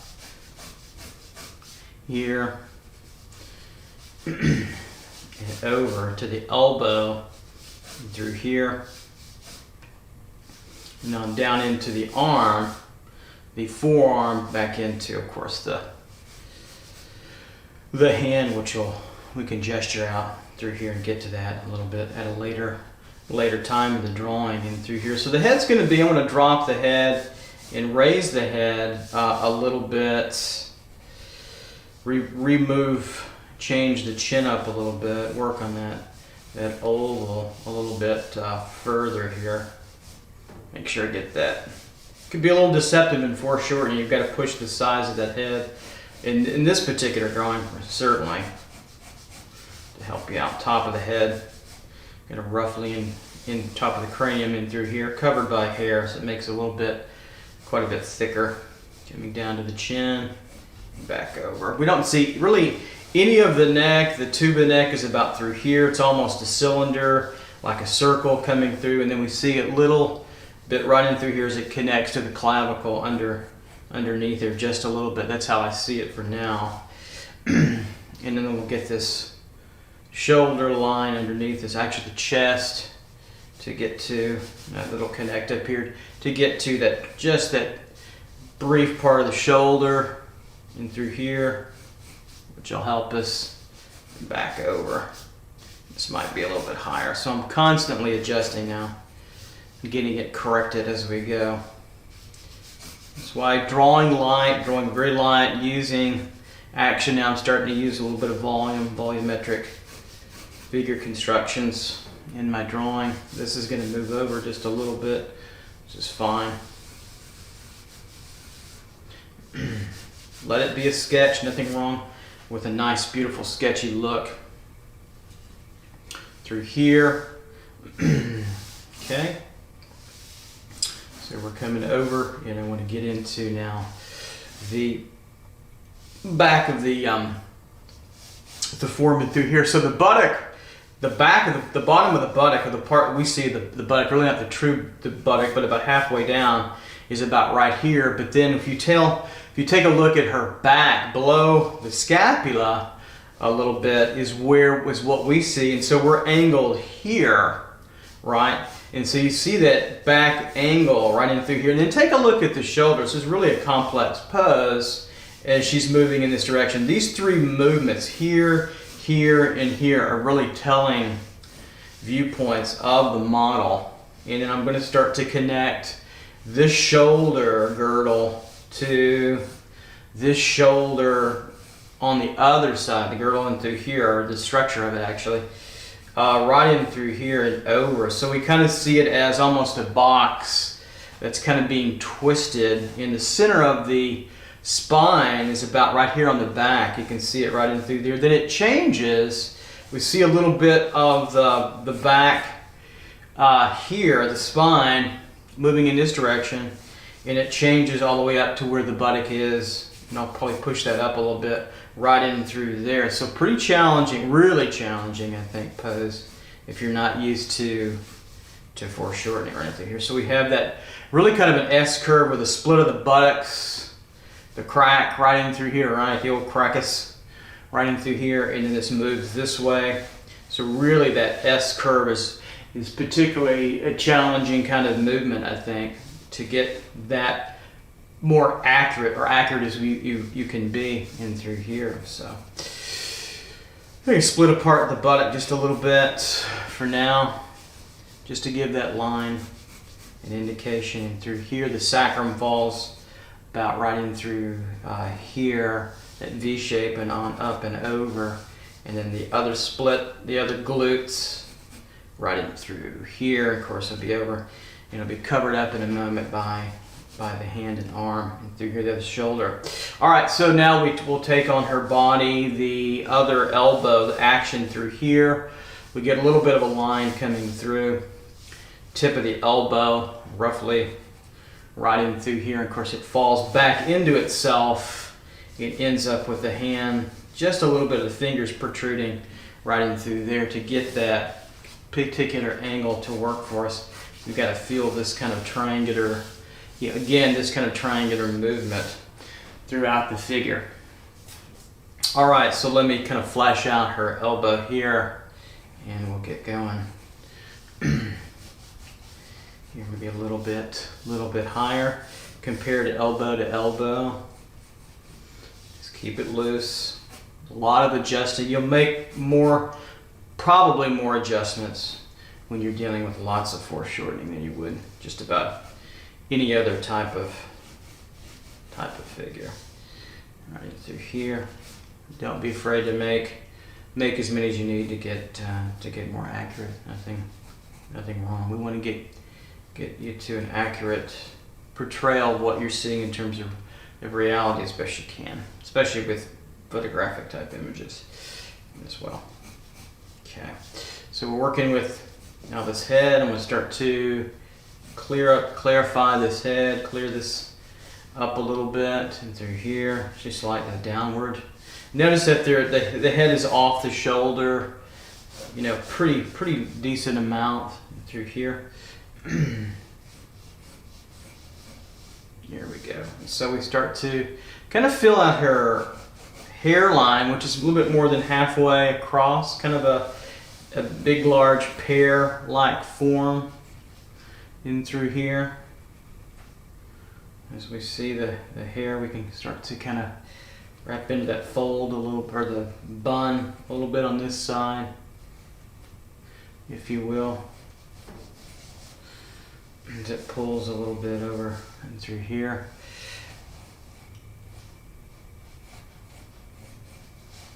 Starts to wrap in through here, kind of a little bit slightly parted over. I'm not getting too detailed, but I am allowing myself a little bit of detail, since it is such a blunt position for a head in our drawing.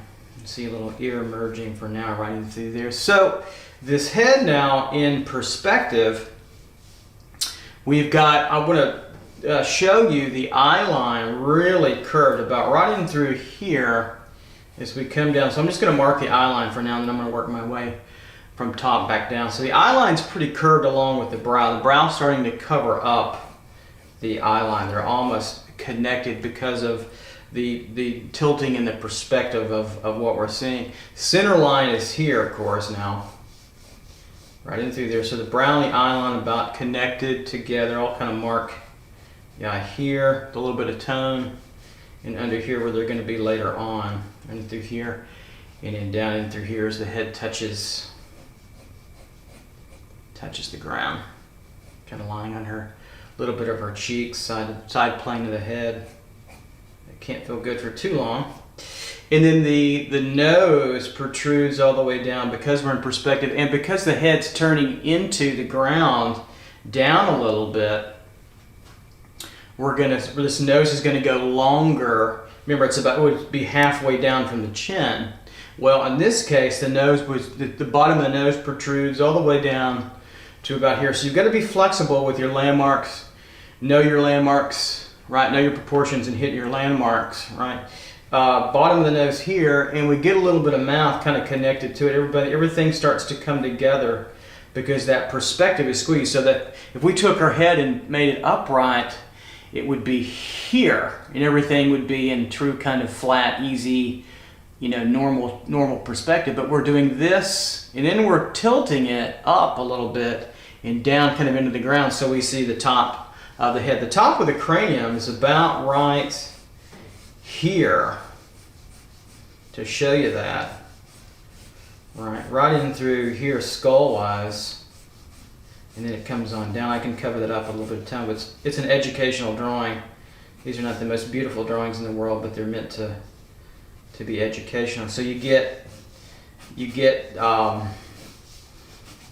this top of the cranium structural-wise as it comes down. Of course, you see the center line in through there. So the bottom of the nose here, and then the mouth, entire mouth structure really curving around, arching around the skull.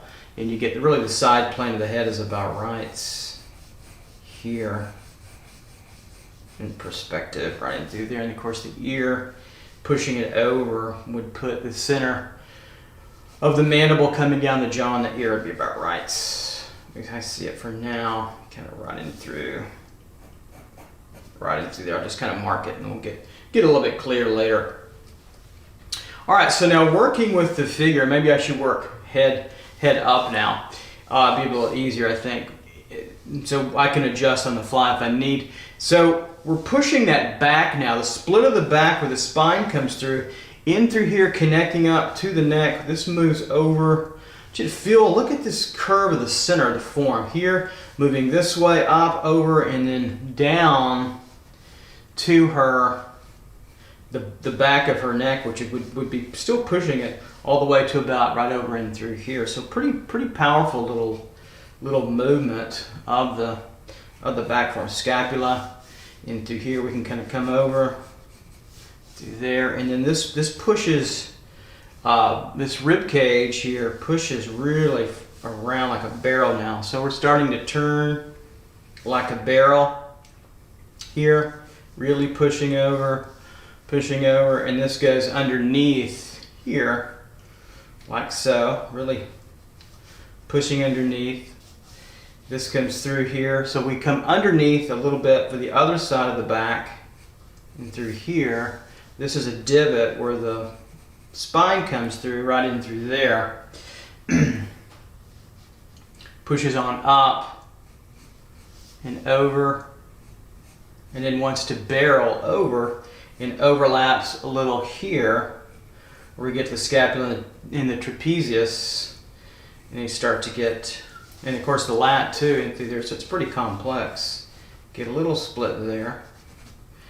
And this comes over right in through there. We see a little bump there for the scapula. And through there. We get too complex there yet. We have this overlapping a little bit. And so we're starting to still feeling that diagonal. I'm going to keep talking where I sharpen my pencil. We still feel that diagonal, but now we've got a little bit more of that organic quality that we want to pull off the more natural look. So we used action and volume, sort of a shorthanded volumetric figure. And that's what really the volumetric figure is for. It's more of a projection. You don't necessarily have to draw it on your paper. I do at times when I need it, but it's there for a visualizing technical purpose too as well. All right, so we have, coming over here, we have the arm. I think I want to jump back over to the center just a little bit and finish this out. So this comes over here. So we can kind of feel this contour right in through here. And we can feel this, some light contour barreling. We can use some contour line barreling right over. Barrel this over into here. This really wants to connect and go underneath and kind of rhythmically connect back up over into here, way over into there, right?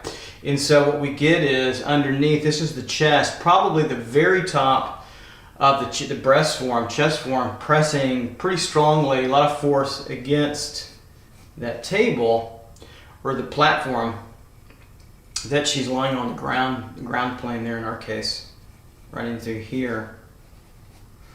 And then what we see on top of that is a couple things, the split of the shoulder. So kind of see where the humerus and clavicle and the scapula come together about right here.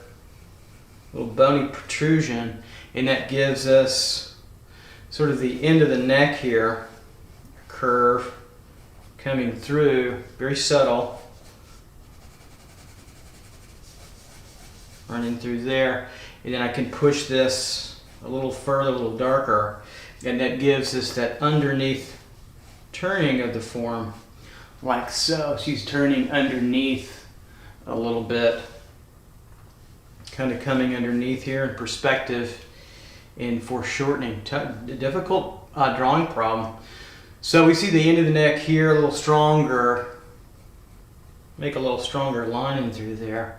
And then we can come over and really start to define with a stronger line that supple shoulder right in through here, and the chest disappears in through there, and I can kind of just show a little shadow to pull that back a little bit for now. We're not going into full shadow and value effect. So we start to feel this arm now, and the shoulder is kind of an egg form in through here, rounded egg form. And then we can capture the back of the arm here, the shoulder deltoid, right in through here with a stronger line, and it comes over and starts to get a little bit softer.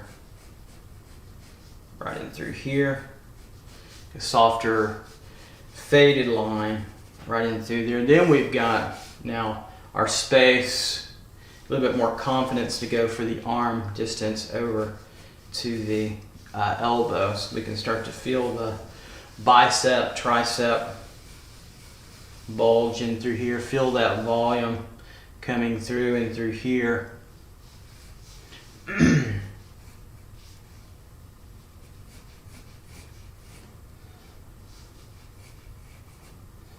Feel that down, this kind of overlaps through here.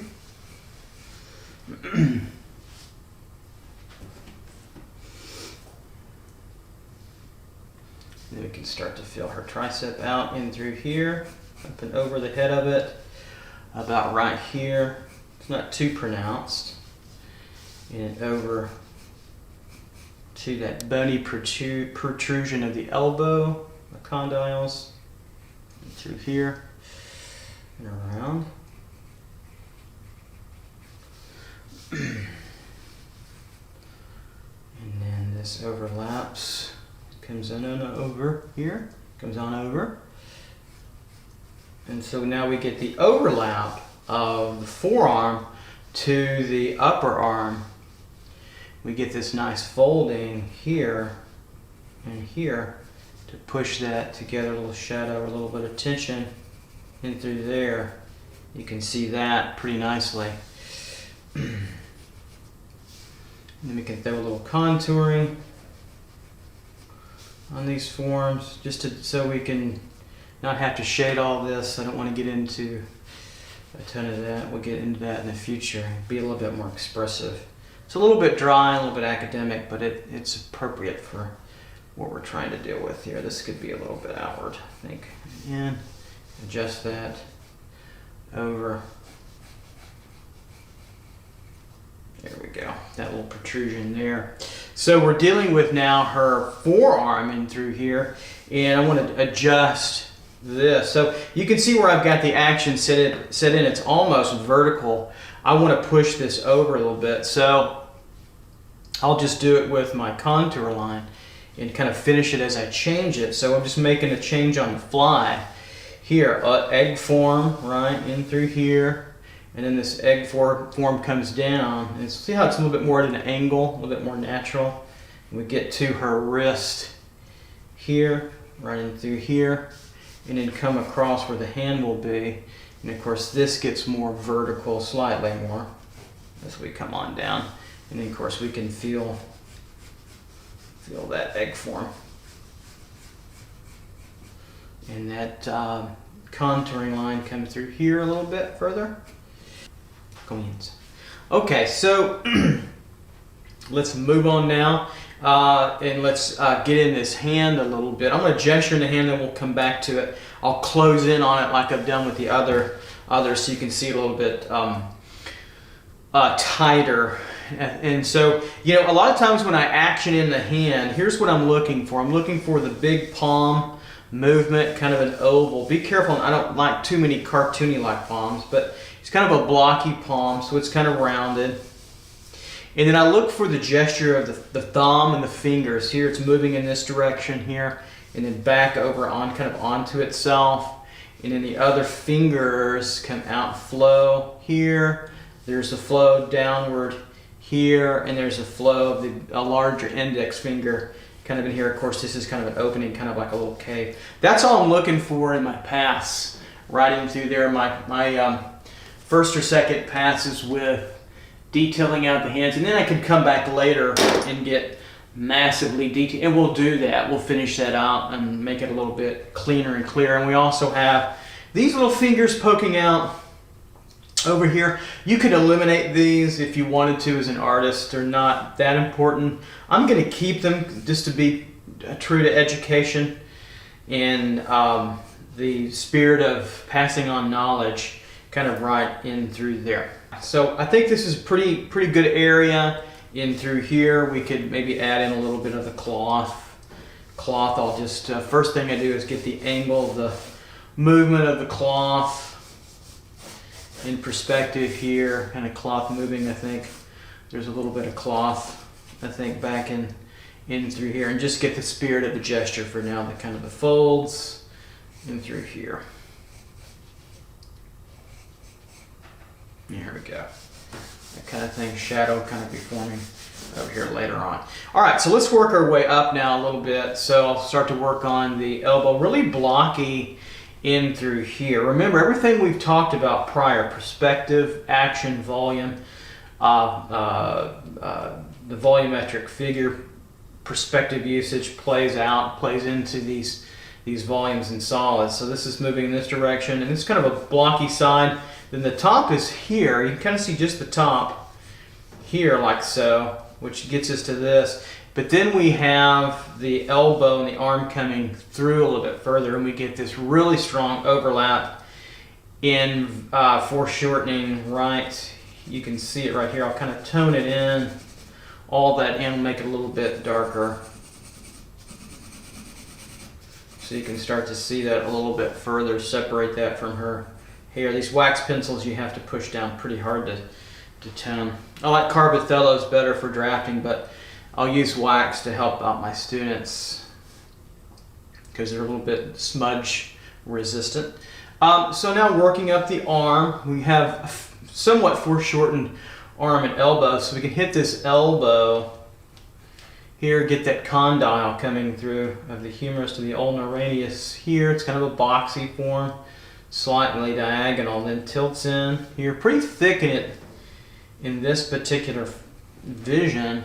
And then this curls over, overlaps with the rest of the medial arm, gets pooched out because it's in stress, because it's coming back on itself and resting on the ground, the lower arm. We get that in here. This wants to come back in. See that? See how it comes back in and over, slightly angled back to the body. And then we get that foreshortened overlap of the shoulder. This is important. This line's got to come over that. If you're following along closely with me, which I hope you are, or you're on your own, this gets toned in a little bit. And then we get a little bit of this muscle form, trapezius. See how it overlaps softly through there, comes on around, and subtly disappears kind of in through there, and this gets a little bit more defined line, overlap line in through here, and then slightly back into the model upper torso. It gets overlapped there. So, all right, there we go. And through there, of course, we'll lay in the fingers more clearly more towards the end, and certainly the head, and get a little bit more detail. I'll go in there and define that a little further. We can hit that. All right, so buttock now, as we can start to feel how we did with the buttock pretty well. Not too bad. I might want to lean my model over as I start to adjust what we've got here a little further. And so, okay, what do I mean? What I mean by that is, notice my design line for my model, her leg. We have a tendency to straighten things up, vertical or true horizontal when they're not. And the angle of this leg, as it moves in spaces, it's got a little bit more curve to it. And so I'm gonna have to adjust that over. And so let's figure out the tip of the heel. If we drew a straight line down from it all the way through, is about through the middle back of her head. Mine, it's close, but I'm gonna push this over a little bit just for dramatic effect, because I can, to make it a little bit more clean and a little bit more curve. I want a little bit more curve out of this line and out of this leg. So that's what I'm going for. I'm going to continue to originate it there. It's getting a little bit darker, but it'll be okay. You can draw right over that. I want a little bit more curve to it and a little bit more dynamic quality as I go up there. And so I want to make sure at least to try to keep that in mind as I go through the model. So we're going to curve this back now. As I contour this over, it gets subtle in through here as this rib cage turns into the lower obliques, right in through here. And then we get into the oblique, really right in through there, this particular pad. So I can start to say, okay, let's simplify this out and let's go for that line, this hip line, in through here and over. Hip, whoop, broke a pencil there. And cut.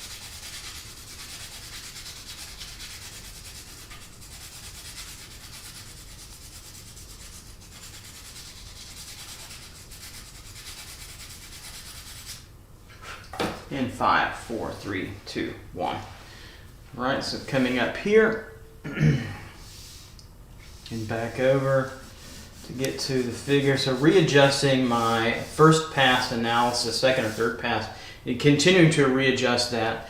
Now working this line of the hip in through here, but I want to start to come over and feel that buttock to get a little bit now more finish and resolve now to where that buttock is. So we've got that bottom of the buttock. This whole system was here, which was pretty accurate, maybe even tilted, even actually higher than I'd imagine. Look how it's getting almost vertical. So pretty amazing what she's doing. She's really showing a lot of the buttock is turning up so she can get that leg up there mechanically.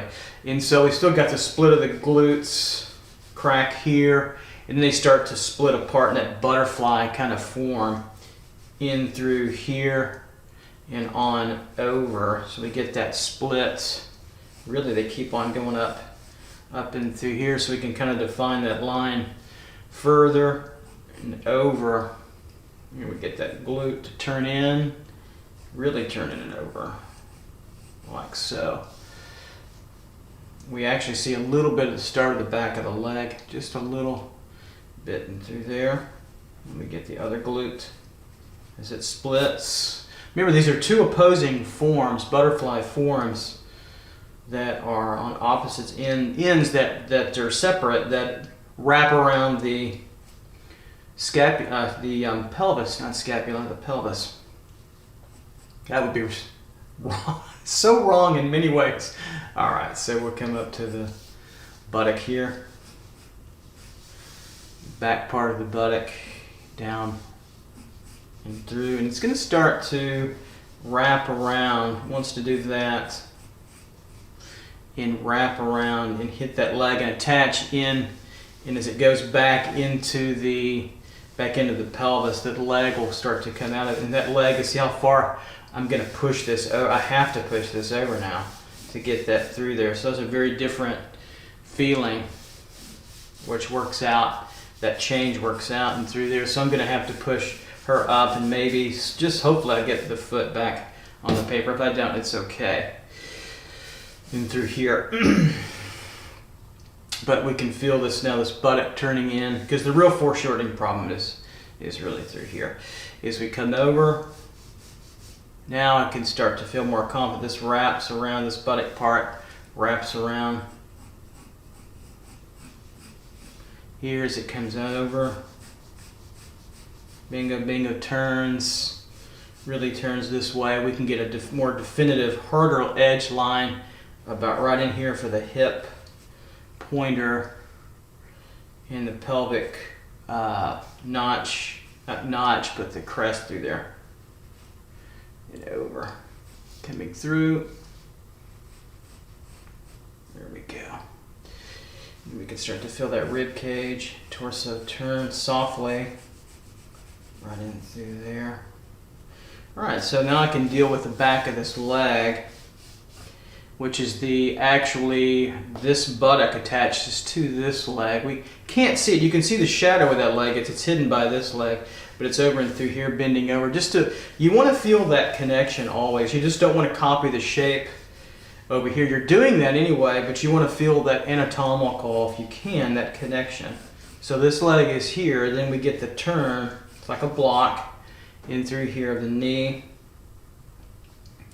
right in through here. And we're gonna pull back. This starts the end of the knee. Right in through here is the inner thigh. Starts to emerge, and that's about all we get in through there. So this could turn like so. This could get a little bit of tone, and of course down and through here a little bit as well. We could see that just to get that turning a little bit. But we read that as her leg. Her knee to thigh here, which connects back up to the buttock in through here and over, and then the leg back in through and behind here as well. Okay, so we'll continue on with this buttock form, the glute here, and we'll kind of contour over, move this through. See that form end about right in through here.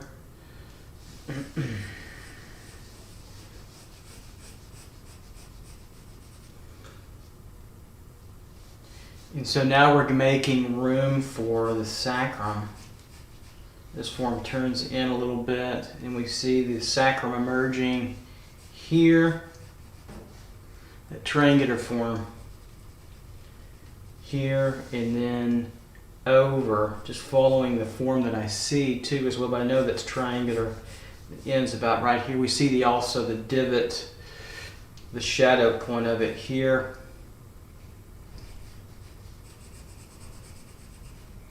And also here as it moves back across the back that way. And this curls over like so. You can see that contour line there. Coming through there, that foreshortening through there. There we go. So now we have that sacral muscle bulging right at bone area, muscle bone area. So this gets up to the spine. So this is the end of the spine, believe it or not, right here. And it curls up underneath, comes up, comes back over, and then down through. Excuse me. And this is the other part of the back, the center of the back of the spine. We can show that by a little bit of tonal definition because it's softer.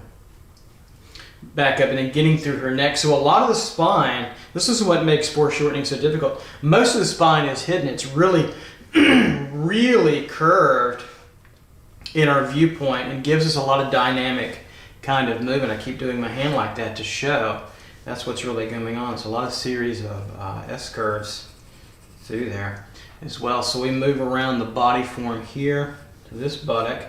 This keeps wanting to come down, contouring, contouring, contouring, contouring here and over.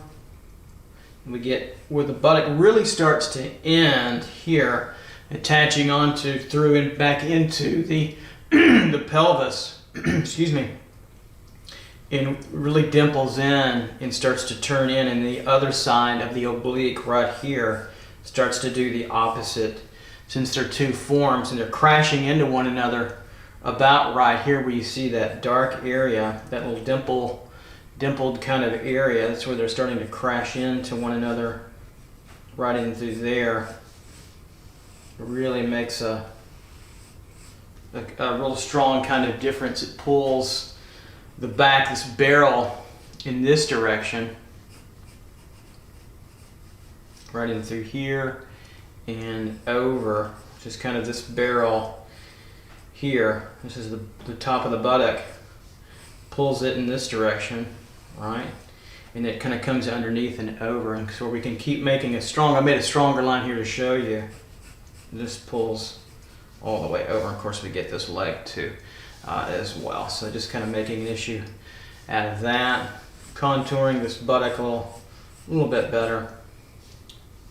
Right in through here, and then put a little bit more shadow form in here. By some cross contouring there. And we're getting on our way in through here. Get this split of the buttock a little bit further. To there. And a little bit stronger connectivity. Not too harsh of a line. It's kind of in between a softer incision and attachment actually. And then of course the split of the buttock here, the two forms more commonly known as the crack of the butt, where they separate, is a stronger, darker kind of line. Here we go. Okay, so now moving up to the leg. I hope I have enough room.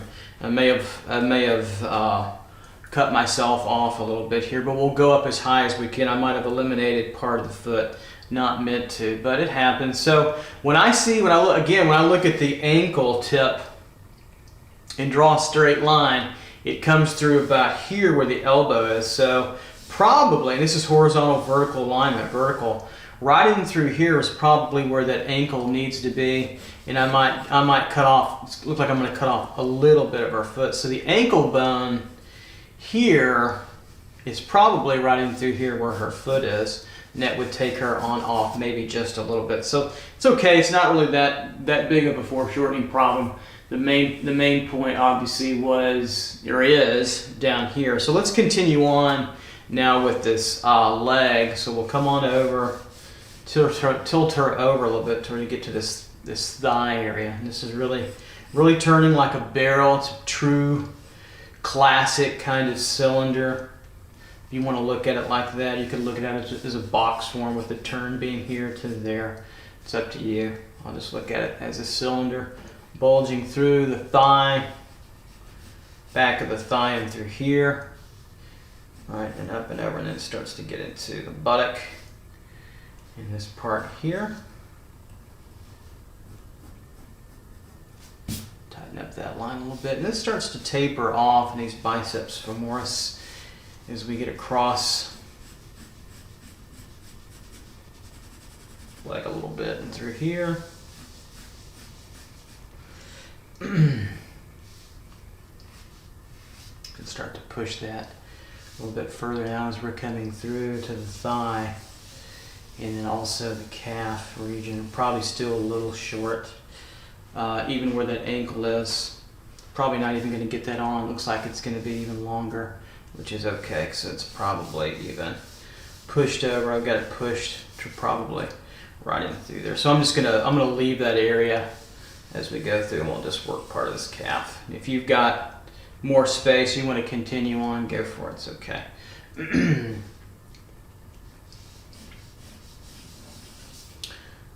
coming through here, coming down to the leg, pushing that leg nicely through there, calf muscle, and through and over.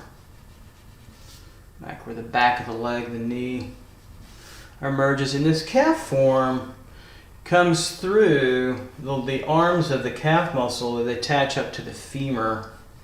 Come through here. So what do I mean by that? Well, it's an egg form for the calf, right? So it's like a ball or an egg form, ball, spherical type form.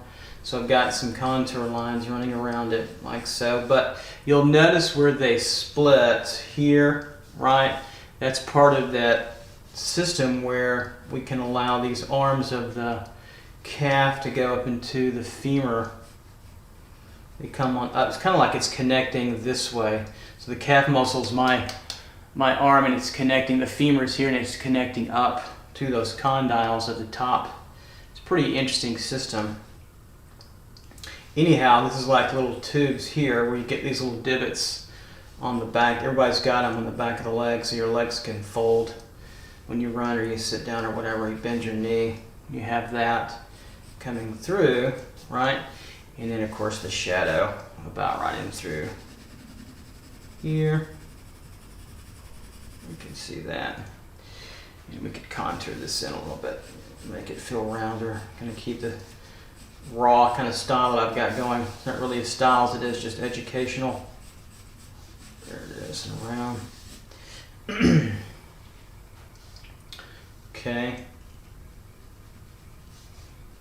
And on through. So we're around there, I think, pretty well as we come around this leg in through here, coming back over, and it does get wider, and of course it tapers off a little bit. I don't think I have room. Sorry, I don't think I have room for the foot. You're probably thinking, hallelujah, right? But we can, I'll try to get the ankle in through there as it attaches over. So what happens about right here, this is probably a truer indication of what I was really trying to get at, so I think it's a lot better, is we get the ankle moving in a different direction. So this is going to make a tension point here where that joint is, and then we have the ankle attaching here. It's kind of a ball, like so. Then it flattens out, and then it goes back. It wants to pull back into space this way, and certainly back that way to get back to the touching of the wall, so she can mount herself and secure herself and not kind of tip over a little bit and through here. So got that working in through here. Continue to barrel this back a little bit in through there, and then I think what we'll do now is we'll go close in a little bit, and we'll take a look at the head a little further, right? And then also the hands, and we'll finish this foreshortened study out. Okay, so coming into a close-up now of the head and the hands, let's tackle the head a little bit further, put a little bit more detail on the hands, since most of the hard work is taken care of on the foreshortening problem, but we could get a little bit more detail on the head a little bit. So taking into effect the skull in through here, we've located the points that we've needed to on the model's head. So kind of wrapping up this hair a little bit further. We can go a little darker. I don't want to get too deep into shading right now, especially with these waxier pencils. And we've got the ear kind of on a downward trend, just a couple of marks just to signify kind of a side plane of a block for the ear, just get its shape a little bit. Then we're coming over to the bottom of the jaw, in through here and around, kind of delicately now to the bottom of the jaw and over to the chin, in through here and then curving around to the chin.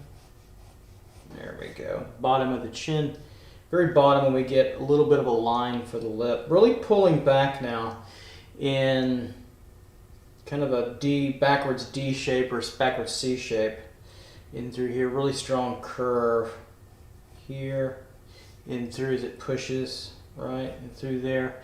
And then it gets overlapped now by the nose. We'll keep on going with the chin here, and then the cheekbone here, and then across.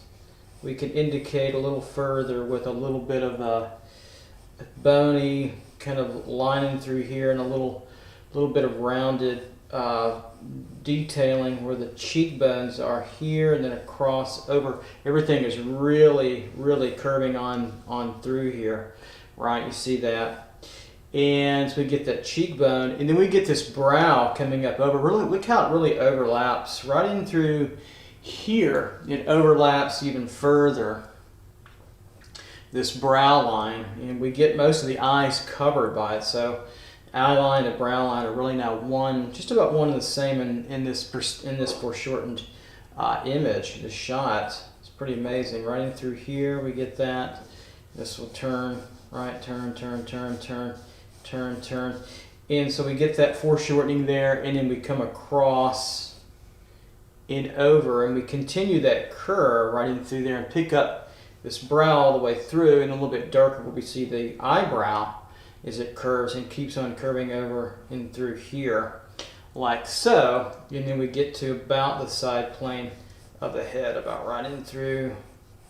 I'll just mark it with that bony, that change of plane as it gets shaved downward as we get to really the true top of the head over and through this region. So as we sit her down a little bit further with her hair there, we can go a little bit darker. In the let's put on the nose now. The nose, the brow comes up. The nose comes underneath the brow, so we don't necessarily see where it attaches. So we come on through here, and here we have the front plane of the nose, in through here, coming on downward, really all the way slightly over and overlapped, right in through here to here. This could be a little bit, cheek could be a little bit, chin could be a little bit shorter, nose in through here. We've got that, and over and through. And then we get a little bit of the side plane of her nostril right in through here, coming through, and then over, illustrating out where that nostril is right in through there. And then the side plane of that nose, not the bridge, but the side of the nose and the nostril in through here. And you get a little bit of it curving over and through as it curves over, just a little bit on the other side. It gets a little bit muddled in there. Darken it in a little bit so you can kind of see that. It's really pretty tight in there. And then the eyes, we get just underneath the eyeball in through here. We see a little bit of that rounded eyeball here, right, turning in. And the full eyeball's covered by the brow here. And then underneath we get even less of it, just a darker line. We get a little bit of eyelash and of course a little bit of eyebrow right in through there. And that's probably enough for a smaller head. We'll get into a larger head a little bit later. So we have that, then we have these turning here and through, and that takes care of really most of the head that we want in this little tiny study. So let's go on to the hands and get a close-up there. Okay, so finishing out the hand, we can come in now a little bit closer and see this better. So the hand is kind of like a crab in a way. It's got the little body here, so we can come across, hit this overall palm kind of body in through here underneath. This is what I'm seeing. So we can see from this oval in through here where the top of the hand is, but then also where the underneath palm, where it starts to turn underneath here like so, and then turn, overlap here with a little line, you can see that, and then turn back underneath the hand right in through there. And so now we can have a place where we can kind of really begin to add on the fingers about right in here with its thickness coming through, place where the fingers will come out of this little sort of, it's kind of like we're slicing it off a little bit, and the fingers can come out of that. And we get various degrees of foreshortening for them too as well. So we can come down through here to the finger, to the knuckle. Basically, they're just like blocks or little tubes coming in here and around, and this knuckle overlaps for the finger and comes over. So we get that little fatty part of the thumb there on the back side and through here. And then the thumb wants to come in and kind of be slightly on its side. So I have an angle here to the thumb, like so, and then it ends kind of a fatty pad and over and then down to a point like that. And the nail we can kind of just suggest kind of right there. There's plenty. Then we get underneath here with the finger. We can get underneath this little part of the hand underneath here. This turns underneath, and that's where this index finger starts. Really interesting, elegant kind of pose. Comes up here, so the gesture of it's here, and then it moves out in this direction and outward. You can see the distance between the two there. And so now we can come over and say, okay, here's the top of the arched tip of the knuckle right there. And so we get its direction here. That's like the flat top part. What has a little bit of a side it turns, it's about right there. Comes on over, turns in, and then we can see it come up and through. And then it gets to the fatty part right in through here. All right, turns to the next. That's turning the knuckle into here, kind of comes in, and it comes over to the next one, right? And then gracefully downward. So really following the muscle and bone kind of pattern of what that finger is doing, and then it tapers off into its nailed kind of point here. So we see that. We can just suggest that there. And so we have the next finger coming down and underneath here. And so we see this to this. We have this finger coming down. Just thinking about tubes and boxes and cylinders, if you will, down and through, like so. The next finger there, and then the next finger over, really elegantly, as best you can. So we see this knuckle protrude here, and then we come down and we lose the second one, this finger, for a little bit, then it comes back up, and then we get its knuckle about right there. So it's all interconnected to this finger right there. Not an easy thing to do. And then we get the next knuckle over here coming down, which gives us the direction on the other side. And they parallel fairly elegantly downward, coming over. It gets overlapped a little bit. That's the part of the knuckle there. Then it comes through. It's a little bit shorter. And right through there, there's the 1, 2, 3, 4th finger in the pinky finger. Kind of really stabilizes the thumb here, and the pinky really stabilized, and that pinky's a little bit higher than the thumb, about right there. If I showed you my thinking, the line through there. The next knuckle just barely emerges here, comes out to the tube, the digit of the finger, and then around. Then we get that negative, that elegant negative space. It really forces the finger out wide here to the digit. That's where the digits, they come together and they bulge because of the little condyles of the finger are thicker than the insides. Muscle there, and then we come down to the rest of the finger about right through there, and it rests about like that with the nail. I won't necessarily put on the nail there. All right, so we've got that hand there. Yeah, okay. And then let's tackle the very last hand, and we'll tighten up a few things and we'll get out of this drawing here. So let's go on to the other hand here. Got 3 fingers to deal with, and I feel like we've got them on there pretty good. You want to make sure that you look at the entire system together, meaning that the arm and the hand, they fit together. So we're coming down, this bulges underneath, and we've got really 3 little digits, little fingers to work with. It sounds like a fairy tale, right? Little Red Riding Hood, the 3 little piggies, the 3 little fingers.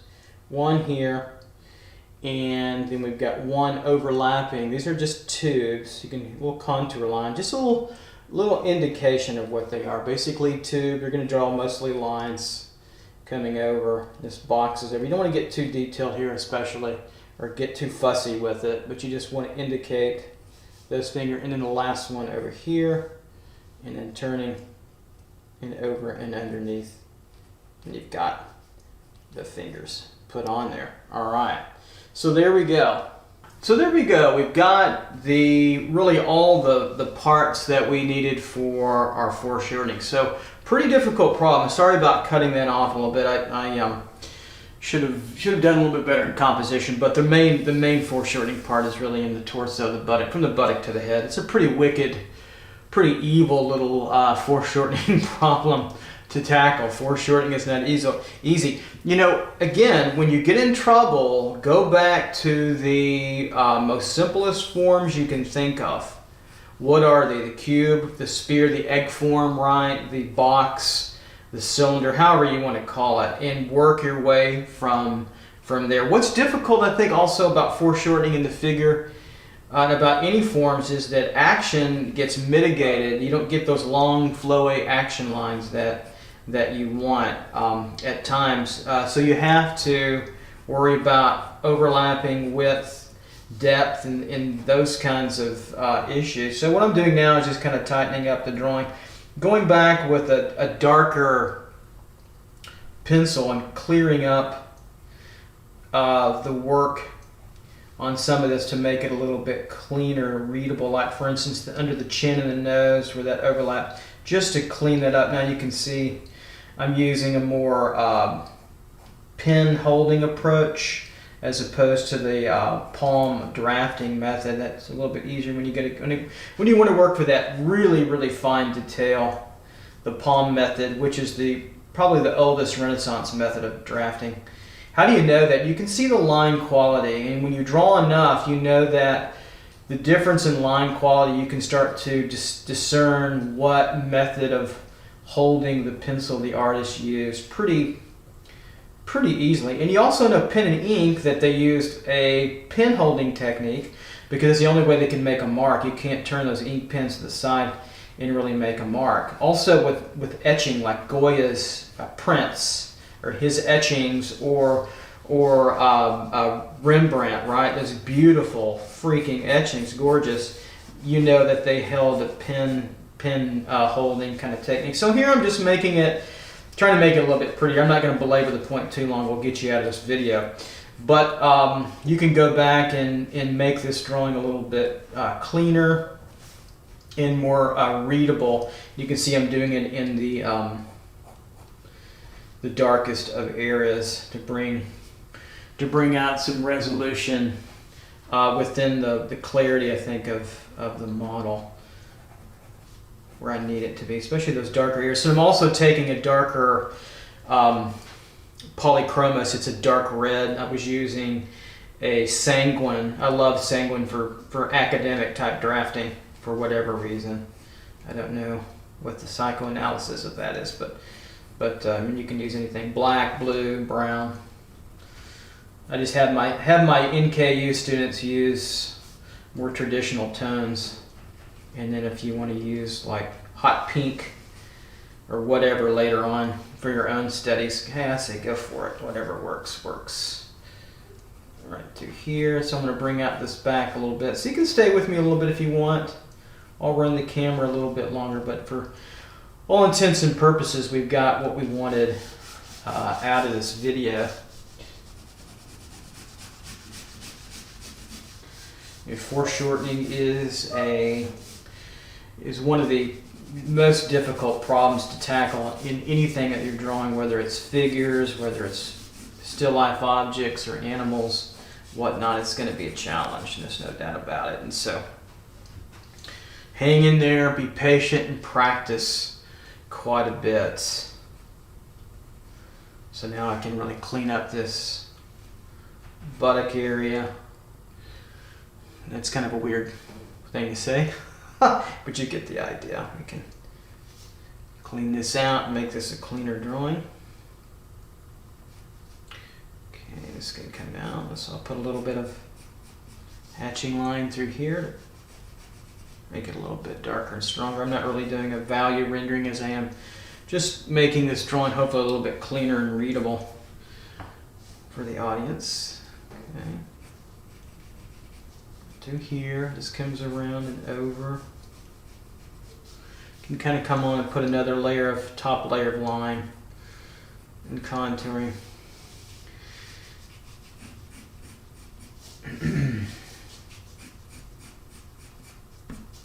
Here.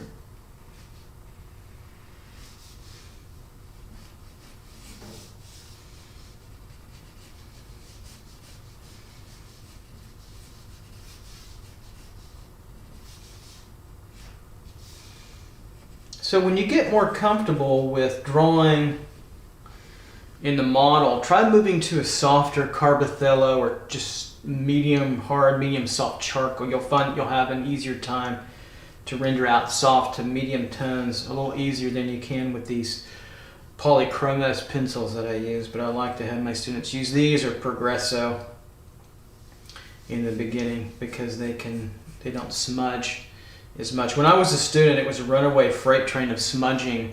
It was hard to control. We just jumped right into graphite. I wish we had been taught a little bit more to maybe or eased into it a little bit. I think we could have built up more confidence a little quicker. Ultimately, we got there, but it was a little bit of a struggle, if you will. And through here to this leg, I can turn this leg back down a little bit further, push this through. Here we go. This is going to come over. So just making this a little bit cleaner. Like so. And over. This top of the neck really gets into this whole area is the trapezius running through here, and then we turn down to the shoulder and through here around. Okay, I'm going to keep on, but I'm going to turn the video off, so I'll let you guys go. All right, so we'll move on.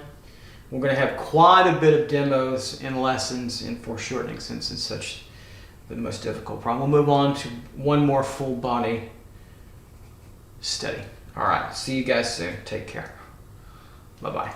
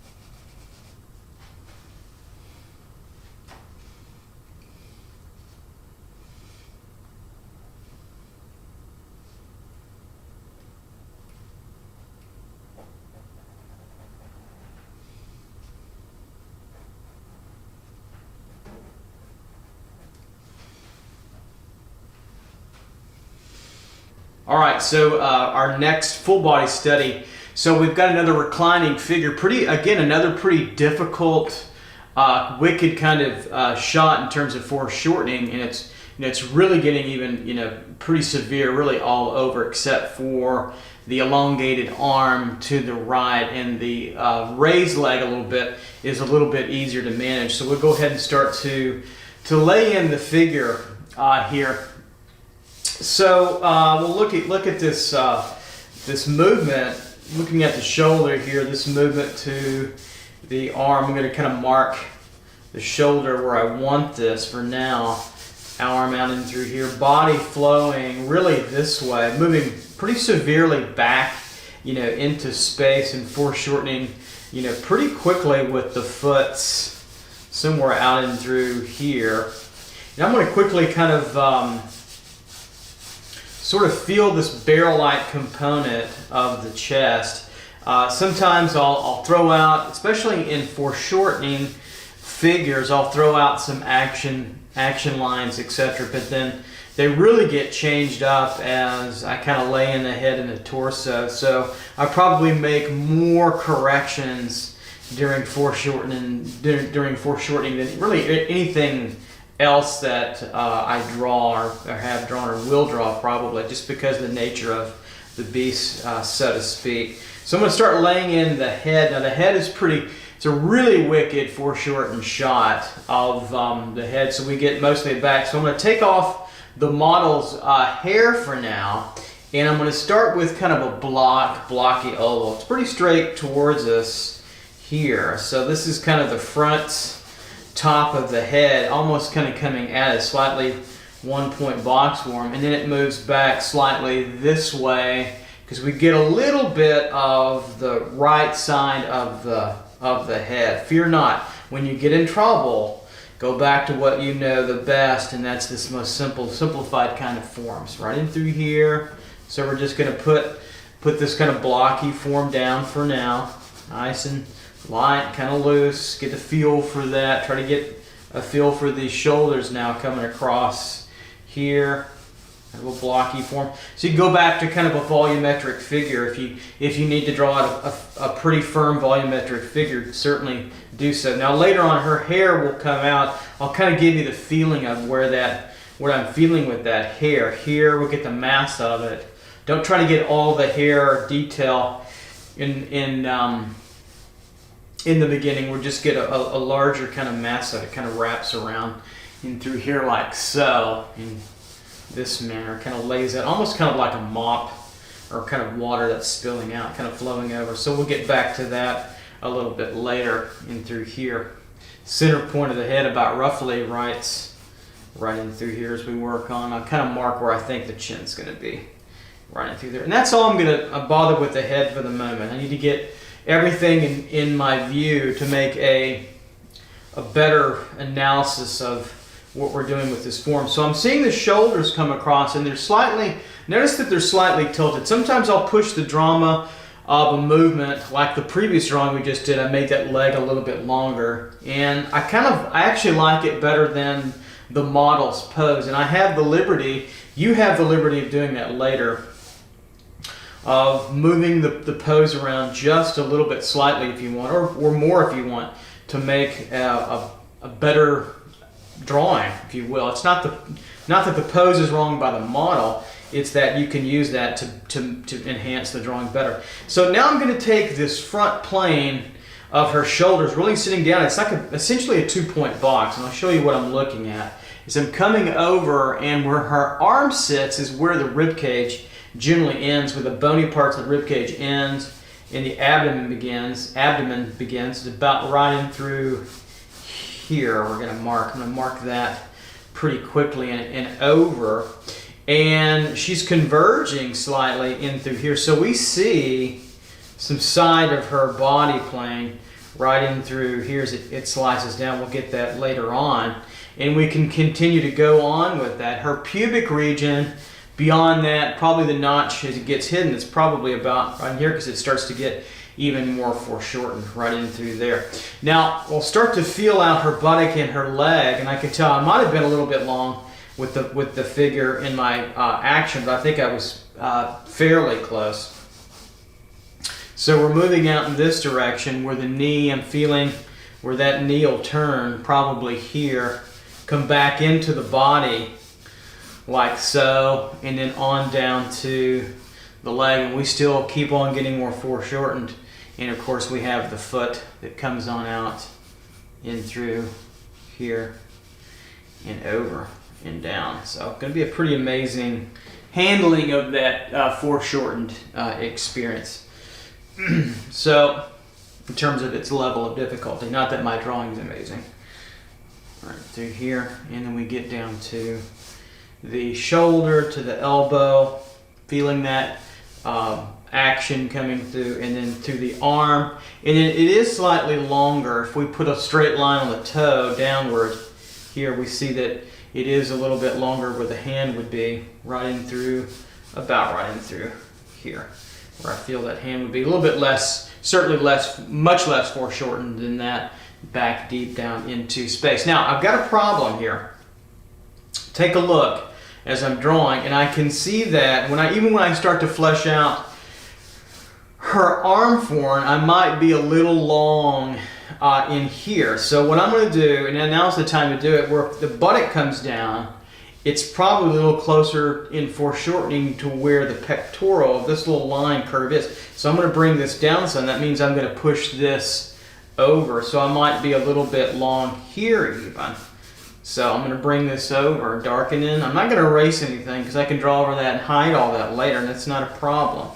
Don't worry about erasing unless you draw really darkly. And I try to get you to lighten your touch up. So that's why I want to start to already adjust, bring that leg forward, make that torso too long. It's pretty normal, I think, mistake to make for all of us, is to bring that back a little bit, then bring this over here to the ankle and through here, which is a 2, down and through here. And we'll get that foot really turning over, kind of a nice triangle for now and through here and back through, and then we'll clean that up. And I think that's going to sit much better than it did before. So you can see where I brought that down a little bit, because I was looking at this negative space and it was just going to be too wide, which is really important. So that brings me up a little bit. Probably keep where I had the end of the rib cage. Here's the center part here of the sternum, the rib cage, right in through there, and we start to see how her head sits pretty nicely in through here. So let's lay in action-wise the other side through here.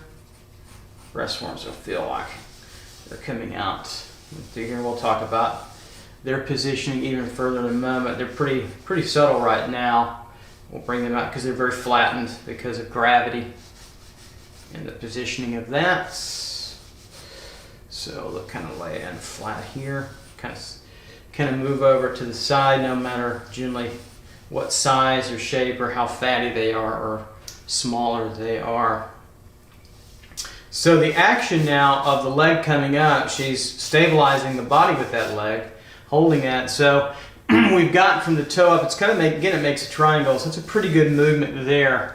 And just kind of feel the space of that over. You can that's what I'm bringing in my mind, but I'll show you what I'm doing there. So we bring that over to here and down to make that thigh come on over. A bit larger and wider to here, probably overlaps just a little bit in through there. So we're getting mostly the top of that, so we really arch this over like so. Almost like a block. Here's the top plane. The side plane will be a little bit blockier down where it gets shaved. Later on we'll clean that up, get that first pass downward. In that movement of the leg now back to the body, we get that foot covered up here and into here. We can judge how well we did by this negative space. But that was a good movement on my part too, in my drawing, is to bring that leg down some as I was filling out the action of this arm in hand, because the negative space was going to be pretty wide. And then we'll just get the feeling of the action here of the arm, the right arm here over, or excuse me, the left arm over here, and then kind of hugging onto with the wrist. It gets pretty foreshortened here and onto the hand, which will be right through here. So we've got her, rudimentary laid in now, and now we can start to tighten this up a little bit, can continue to feel out the rest of our action, think about volumes and solids, and start to kind of detail out the model a little bit more. So I'll throw in kind of a couple of lines here for the table or the platform that she's sitting on here to help us out, give us a little depth too as well. And we can start to play off that. Okay. All right, so now let's go into I think I'll come in a little bit with the camera. Let's go into the head and build off of the head here. There we go. I'll bring this camera, whoops, opposite way.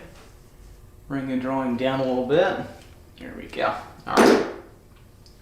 So let's start to play off that now a little bit more, get a little bit more form out of this, and we'll keep making passes at it until we'll resolve it.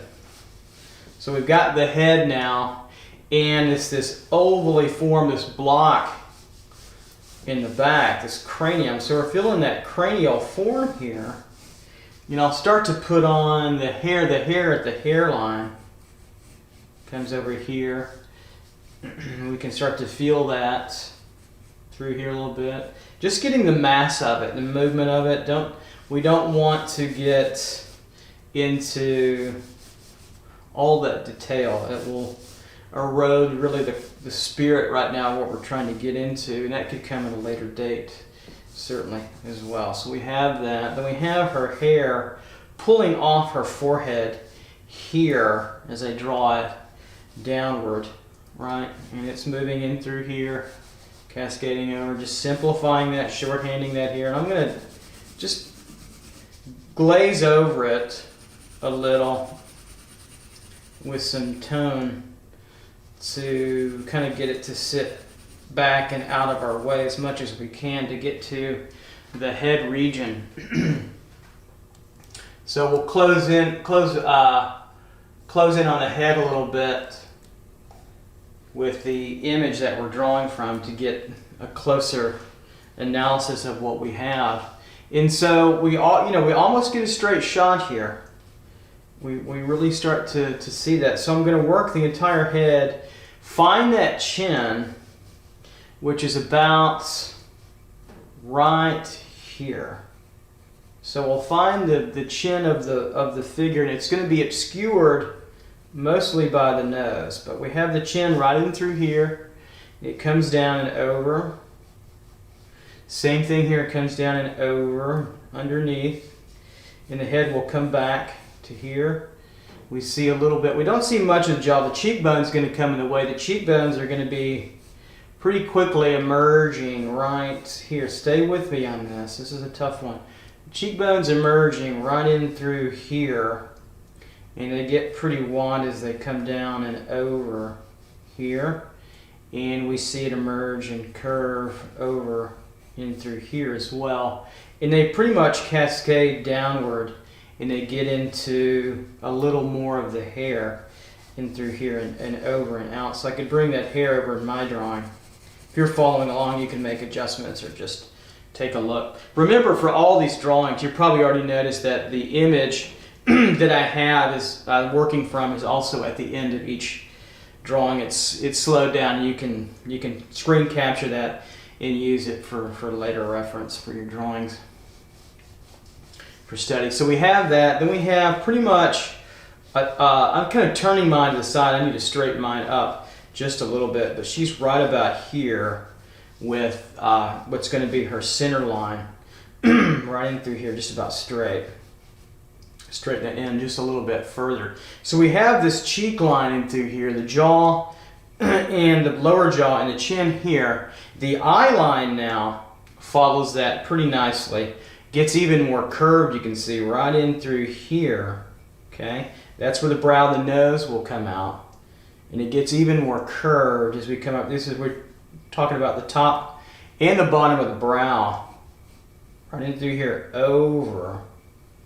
And severely curved. Here's the side plane of the head where we get that bony protrusion on the side here, and it loses itself in the hair, or gets lost in the hair over in through here, right in through about there. Okay, so we have that. So we get just a little bit of the side. I might have put a little bit more emphasis on the side in the start of the drawing. We can always correct that, which I've done through here. So we have that hair laid out.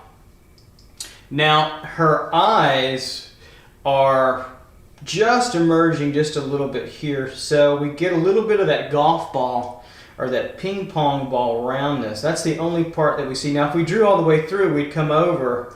I'll just lightly draw it where you can see it right in through there, and that's where the eyeball would be. It's just it's a rounded sphere, no matter what position or what view. So we have that right in through there, and we get a little emergence on the other side right over here after the brow here, coming through and curving. Right, we see that. It's really the eyelash and the mascara, if she has any, but the eyelash, the darker part of that, kind of curved and pretty much hidden. Not too much there in terms of detail. We'll highlight here, and this can be starting to be toned off a little bit, toned through with a little bit of value. So we have that. So we get a pretty wicked shot of the head in through here. So I'm going to bring this hair over, put some extra toning in through there, and then the true now top of the head is probably about right in through there. So this can be brought over just a little where her cranium would be. Probably a little too much. That's okay. We can adjust that back, and that's all hidden anyway by hair. So let's put the nose on. Let's get the feeling of the nose. And the nose really comes all the way through and is just about abutting to the chin. I'm going to make it a little bit longer, just barely about right here. So the tip of the nose, the tip point, not the bottom, but the tip point is about right here. There we go. And then we'll come in the brow line, or the front plane of the nose will come up to the brow here, and certainly here's it cascades slightly downward and in. It's like a hill, with the tip of the nose being the high point, low point here. This moves across, right, and then it comes back up to the brow and in, and gets a little bit covered up where it attaches. Even though the light's hitting it, so there's less shadow there, but attaches up and in through there. And then we get a sense of the nostril right on both sides. And here, they're phalanged out some, but they're not completely flared because of the position of foreshortening here. And then down and through here, we get that nostril. Then they attach over, and then we get that side plane of the nose kind of emerging out here and also here. So you have to be careful to have that into your drawing right in through there, right in through there. Then we can kind of adjust, see how we did here. Not bad. This could curve, this brow could curve in a little bit more. And then over.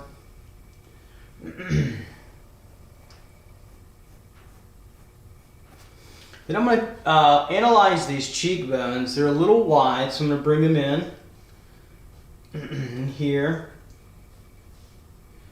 and downward, or back towards us to the head, and this gets down to the side.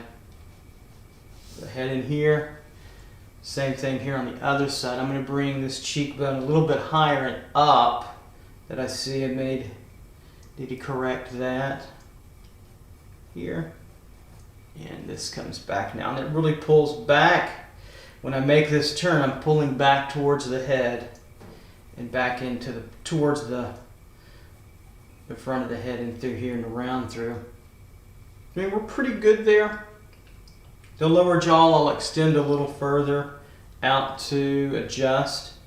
And if you can just see, we get a little bit, barely,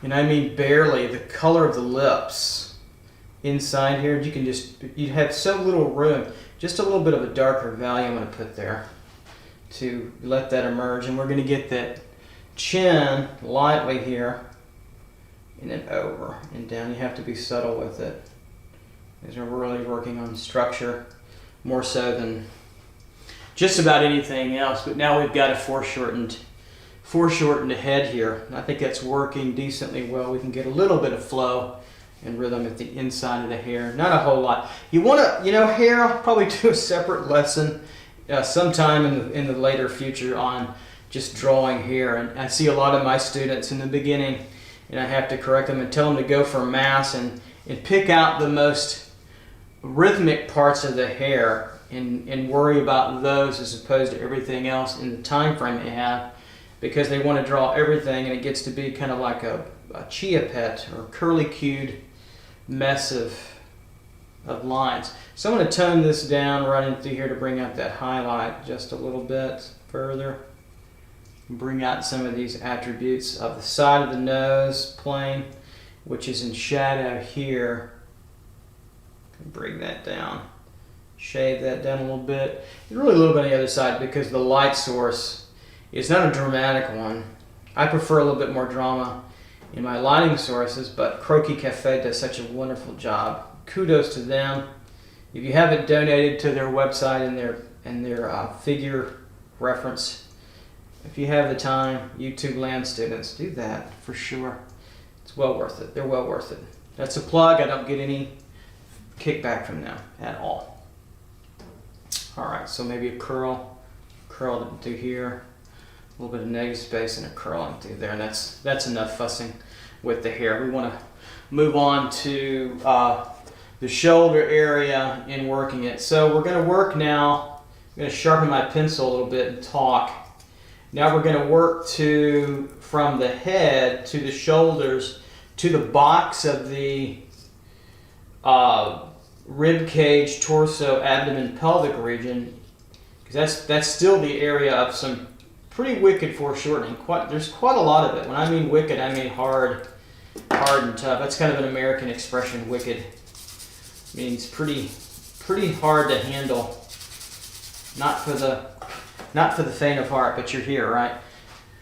All right, so let's worry now about the torso region, and we'll talk about the shoulders, the chest, the breast area. So now let's go back and analyze where we're at with our chest here. We're kind of basing everything on the head. So I'm seeing now, everything, remember, is a block, and it's a 1-point form, maybe slightly 2-point, but the front plane is here, the top plane is all the information on the chest. In the right side plane we see, because she's oriented just a little bit in this direction, is the right plane over here. All right, so starting to feel this form over here a little bit. Shoulder shadow, the humerus, clavicle, and scapula meet about right to here. Same thing on the other side, where you can kind of see that shadow congregate, that bony landmark of what we call our shoulder, which is a pretty complex system, kind of right in through there. So that gives me an opportunity to say, okay, here's where we really are with the form, right in through here, right, and downward. And this comes over, right in through here. Shoulder comes in, right in through there. And then we can get into this part of the form, which is really part of actually the pectoral, or the chest muscles, right in through there with that line. And as I do that, I always try to play off symmetry. I work across the form. What's happening on this side? So come on over. What's happening? What's that distance between the cheek? Right, and we get a little bit of the clavicle moving out from the neck. This is that little area of shadow. That's actually the top part of a bone. Right in through there. Sternum here. That's hidden a little bit, but that's the center of her form. Right in through there. So I'll tone that in a little bit darker than what you will see. That's important anyway, because that gives us the divot of where the sternum ends and where the middle part of the rib cage ends, and of course it goes down lower later on to where her hand is, and beyond as it curves down. So we're getting that barrel of the chest. We're really beyond the breast region, just a little bit over here. It's hard to tell because the lighting is so even here, and then we're turning in and under, and that's where we come back to what we were talking about with her shoulders. So it's all kind of interrelated in through here. And so we get down to the pectoral on this side. So I'm looking over here. This one connects over right and through here. This wants to turn over like so and come back into the model. It's going to be a slow drawing, so get in there, get your drinks, your soda, your coffee, or booze. If you're underage, don't do that. Please don't do that. But power up.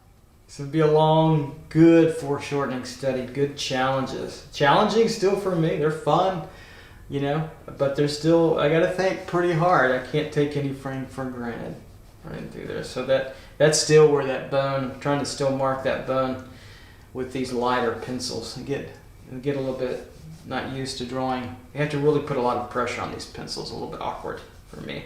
All right, so we're moving out of the pectoral, really into the shoulder deltoid region here. I've got a little extra hair covering here, so I'm going to come in, take that shoulder now up here. Of course, that comes all the way over. So I'll just show you what's happening. I'll bring it all the way over. And we might even have gotten a little bit of, this is the back of the skull, down in through here and over. Might have gotten a little bit of the trapezius over here, a little bit maybe of the neck, not a whole lot, running through here. And so we'll get that shoulder coming over and downward. And I'm going to eliminate the cloth coming over, overlapping just for a moment, so we can get down to her arm in through here, her upper arm. So right in through there where this overlaps, I'll make a darker line here. And we could come over with her upper arm, bicep area, emerging here. Just simple tubes. Keep it simple or blocky forms, and we can give them more specifics a little bit later. Make just a little bit bigger here. And then that's where they come together. The bicep comes through here. Okay, attaches over to the ulnar radius. And then we have the lower arm, elbow right in through hidden really. I'll just kind of mark what I see. And over and down and curved. That's going to taper. Of course, this will be an egg form out here later. Same thing here, just a little bit. We'll taper on down to the old wrist, which remember it gets a little bit blocky here. Block that over and down. That's at the angle. It gives us this angle here and through, like so. And so to see that blocky form, you can see where the shadow ends and the light is, where it turns on top. That's the blocky plane. So we're still, remember, we're still thinking about the volumetric figure, right? But we're drawing relatively natural. But when you want something to emerge and to show that, don't be afraid to draw those forms, even if you're just visualizing. Either way is fine, depending on how much time and what your purpose is. This is for education, so I'm going to show you more of the thinking. So let's rough in the hand, and then we'll do a close-up, a little bit of it later, so you can really see what's going on. So the action in the hand more thoroughly, or give a little bit of volume, I eliminate the digits, the thumb and the fingers, and I go for the fatty of the palm part here to the knuckles and downward. It's resting in through here like so. And then I'll just action in the digits, kind of a mass action. I use the side of my pencil a lot to get their thickness and their action in through here. And of course this will curve around later on, and then the other fingers will emerge here a little bit. It's kind of a tonal thing. And then right in through there with the opening of the thumb and the fingers right in through there. So we'll get into that specifically a little bit later. All right, so we've got now her sternum here. I'm going to sharpen up and talk. And you know, a good measurement point now, as everything is you know, so severely foreshortened. I take a look at where I've got the tip of her nose or the chin.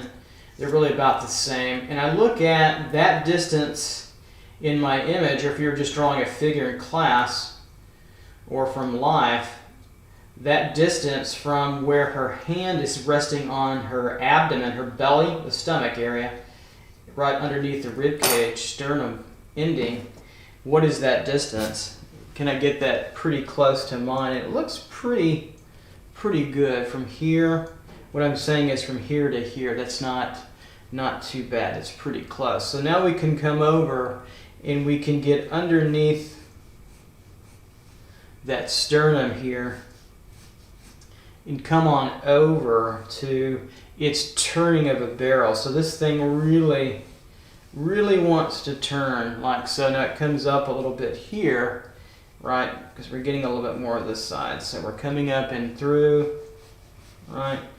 And then over, obviously, and then downward. So this starts to get really side, kind of a side plane where there's shadow. Of course, that's where the buttock over here is. It's a good thing I adjusted that too as well. It would have been way off, way up here. Been a lot of negative space. So we have that on and through. So that's what's happening there. This is what's happening over here a little bit further. You'll bring this, make this a little bit longer. Right and through and over. It wants to kind of rhythmically connect up with the pectoral. You can kind of see it over there, and then the shoulder here comes over it, right like that. So this kind of gets slightly toned back for now. And then the shoulder comes down, it kind of gets squared off here, and we see one top movement here of what's going on, where the true shoulder is and the trapezius coming through and over. And then underneath it actually is the start of the lower arm. So we have two overlapping areas. Put that in a little bit of shadow so we can see that right there. And we have this underneath part here. Get to really dig into that image and pay attention. Right in through there and over. Here's the elbow about right, I'll mark it right about there with the little dot. You can see that. And then this curls over where that crease is, about right in through here. So we're creasing over just ever so slightly in through here, around to that elbow. We don't see much of it, but it's there.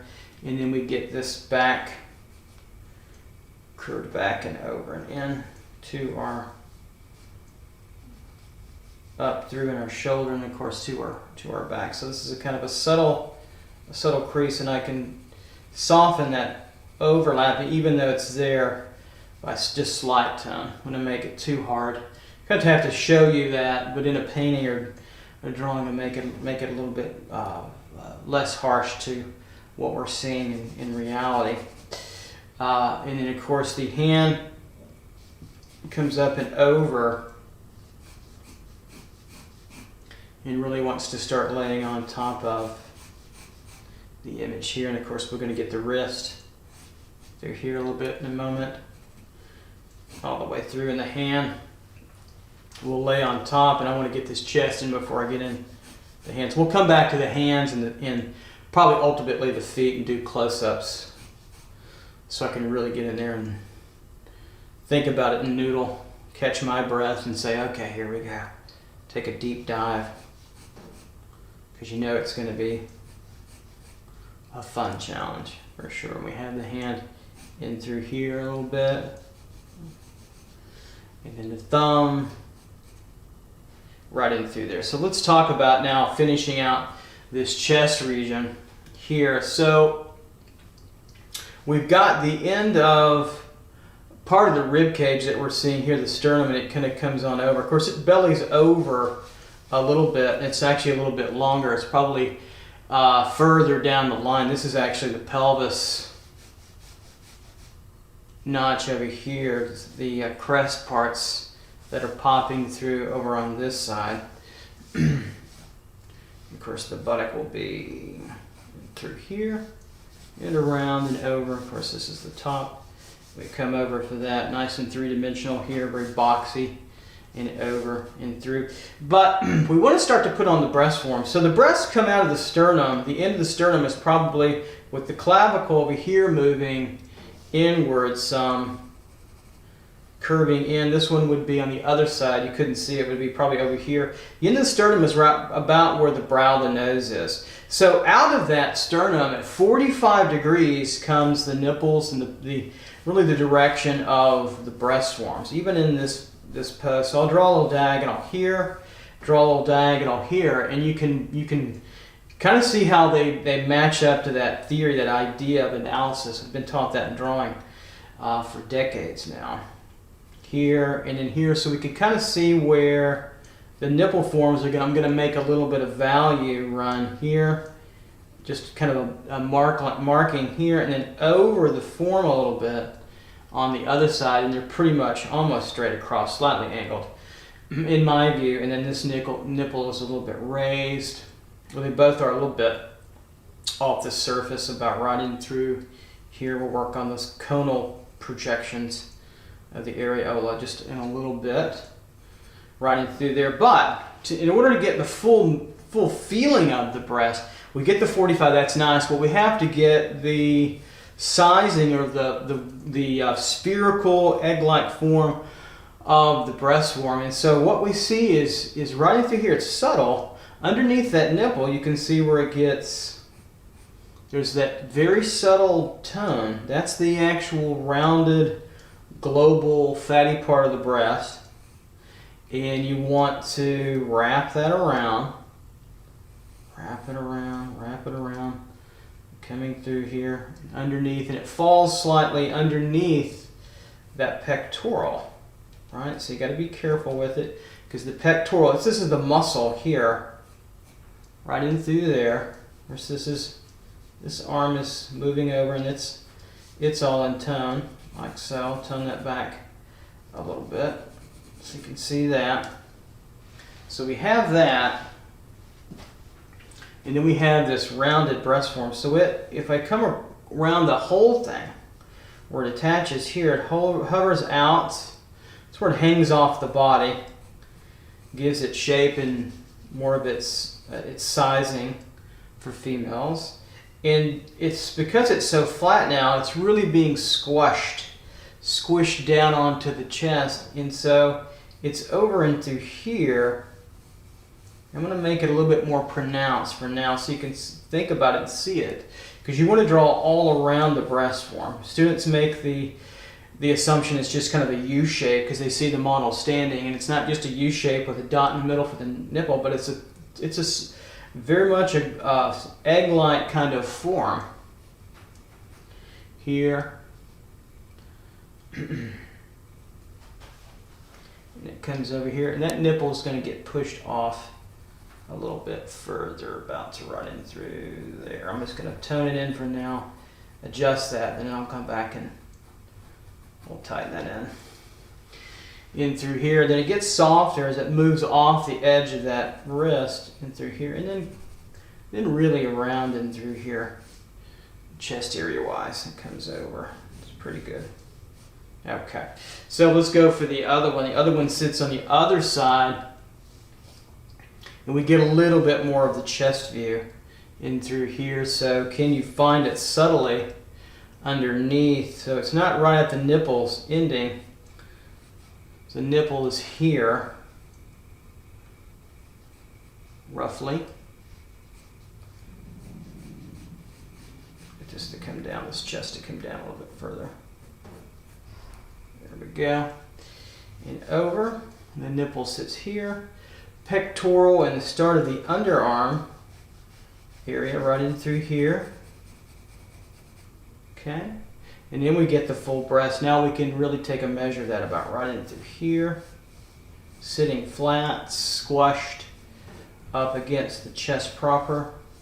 About right in through there. Coming over. And then because of that, maybe a little bit larger right in through there. And because of that, we get a little bit of sternal shadow in this area. And here, a little bit darker as it comes down.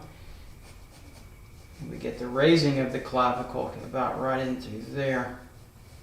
And then it gets into shadow where I drew it darker, because it turns over like a tube where you get the clavicle, and then the clavicle comes up all the way to about here where they push together, where we get that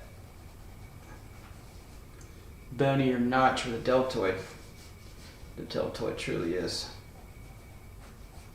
The shoulder region. Fancy word for shoulder. Right in through there. Okay, so we have that pretty generalized. So I think I'll move on and we'll take a pass and we'll tighten this in. I'm going to go even further because I want to get this resolved a little cleaner, and then we'll come back and we'll make another richer, if you will, pass at the model and clean this up and make this even tighter. I kind of talk about drawing as if you're on a treadmill. You take it in waves, in structural waves, and it keeps on getting tighter and cleaner as you go through. So we can say that the hands, the knuckles and the hands about here, in the pubic notch, which is hidden, but we can see that top fleshy part right out of the hand about right in through here on her person. The pelvic, center of the pelvis is probably right here. So we get over and we get, which nicely gives us the pelvic bone, the crests on both sides, that bow-like form about right in through nicely. Right in through here, so I'll just start to turn that, give a little bit of that flashier contour line for now. So we get that form sitting here, and so we see that kind of marking it right in through there, and it kind of comes up and over and starts to disappear. That hand will probably get a little bit larger in through here, so it disappears up and through. And then we start to hit the leg, and so we can see that leg, maybe mine needs to be a little bit more bent in this direction up and through. So I'm going to change that leg even further. Remember, I constantly am changing an analysis based on what I'm visualizing and seeing through observation here, where it emerges out through here, and then we can come over. Probably going to be more tapered now there. So that's a pretty decent change to alter from. Don't be afraid to change as per your needs through there. So we'll change that up. I'm going to change mine up, and hitting into the bulk of the top of the thigh to where I feel like the patella of the knee is going to be right in through here. A little bit easier time of bony protrusion, and this is going to come around here. We're going to get that nice turn in of the inner thigh a little bit. And this is going to start to hang, this flesh is going to start to hang a little bit fattier part or fleshier part, less bone through here. And then this hangs a little bit. And then we'll come down through, gets a little bit deeper, kind of right in through there. And then we'll start to take where her hip bone is in through. So about right in through here, the hip pointer over would be covered up a little bit lower beyond her wrist in through here. Then we're going to get squared up a little bit, and then we're going to start her dive of her leg over that we see there in through there to the knee. And then this whole system here is much rounded, as we see coming through here. So I'll start to kind of tighten it in a little bit. Bingo. All right, so we're coming around this leg now. So this is very this kind of concentric, rounded, sort of boxed off here. You can think of it that straight, or then you can take it round. Round, obviously, later on is a little bit more natural. You can kind of feel this movement across there into there, and I'll put a little bit of tone on here just to show you. We'll move that through. It's a pretty easy one to see, I think, right in through there, and then over, more contour into the top of the quads, come through here, right in through there. We'll get this pull, this muscle, sartorius muscle will come over. Just a little bit of pull. We don't see it much though. if really at all. Probably adding way too much. Don't even need that. So running through here, this inner thigh, coming over, and then we'll do a little bit more with that later. Let's get all our components, kind of the general volume of this form, set in a little bit further. Here we go. And so let's move over to this top right thigh now. So we're pushing over here and we're saying, okay, this comes over, and we start to see, well, yeah, we better get the attachment of the leg over here through here. Sometimes just teaching, I forget other things.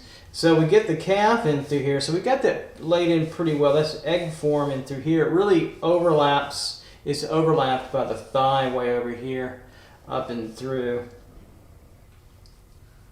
And this wants to come down and through and over. There we go. Get a little shadow there. And then this starts to come down and dive into now the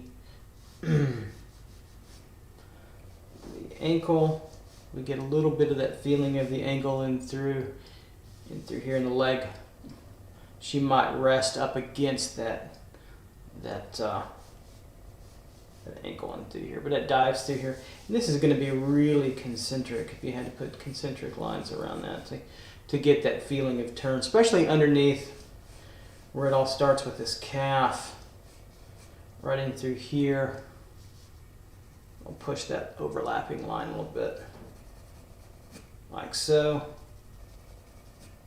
There we go. Get that calf coming, and this is going to obviously push down into the ankle. So now we can kind of get in there and go straight to the thigh and through here. We can kind of mark the knee a little bit further, kind of where I'm going to, right in through here. And of course it's at a slight angle because the leg resting gets tilted a little bit, tends to flay out. Of course our feet flay out even further if you haven't done that further.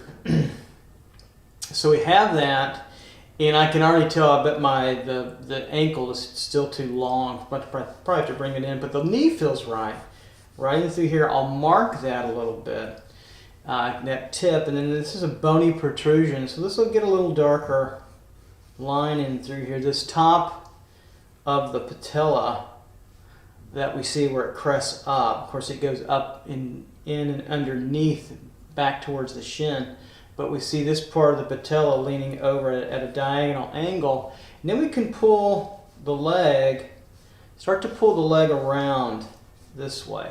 You really get into that tube here and here that we made. And it's going to start to get fleshier as we go through our drawing here, and it's going to start to come down. So we kind of turn underneath, it's lighter, and then we get a little darker and through here, and we come through, and then top of the thigh where the hamstrings are would start to emerge, would be here, and this is where the buttock would really start to emerge, and you can see where it attaches here. Gets a little darker line, and then it starts to move into the thigh and disappears, although its fleshiness, since it's being pushed down by gravity, it will kind of pooch out a little bit. We see that in through here, right in through there. And so we get this turn further of the buttock and through here. On the outside, this comes over and through and around, and it kind of comes up and over. Now, still probably a little longer than I wanted to be, but that's okay. And it's going to then get overlapped by the beginning of the bicep arm area through here. So this is going to come over, and this gets darker on the pectoral shoulder as it comes in front. And this wants to come attach, and this wants to come over, curl in a little bit, and this wants to curl the breast form here This wants to curl under a little bit. Okay. So we're just kind of drawing boxes and tubes, right? And then we start to modify them further into these fleshier forms that we see on the model. So we have a little toning here, and so we come over through for what disappears into the pelvic region, the abductor area, through here and over. And this is not a straight line. It curves. It's going to curve in through here, kind of come in, dive in a little bit, and then because of the sartorius muscle comes all the way over and fleshier parts of the leg, we get this in, and then we get a little bit of a curve, this bump, slightly. Don't over bump it, but we get a slight, it's very subtle, over to the ligaments, tendons of the knee, right in through there, and up to the patella, right in through there. So, and then of course this again feels like this leg, you know, really this inner thigh about right in through there. Feels really, you know, concentric as you come across it. Really, really to make those lines really turn, you know, turn through like that. Really strong challenge.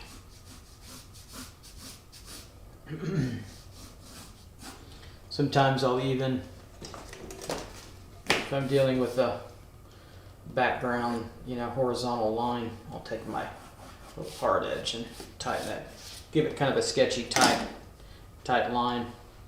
Some kind of line that she's using here for whatever's going on. Of course the leg is going to come over, so that's going to be another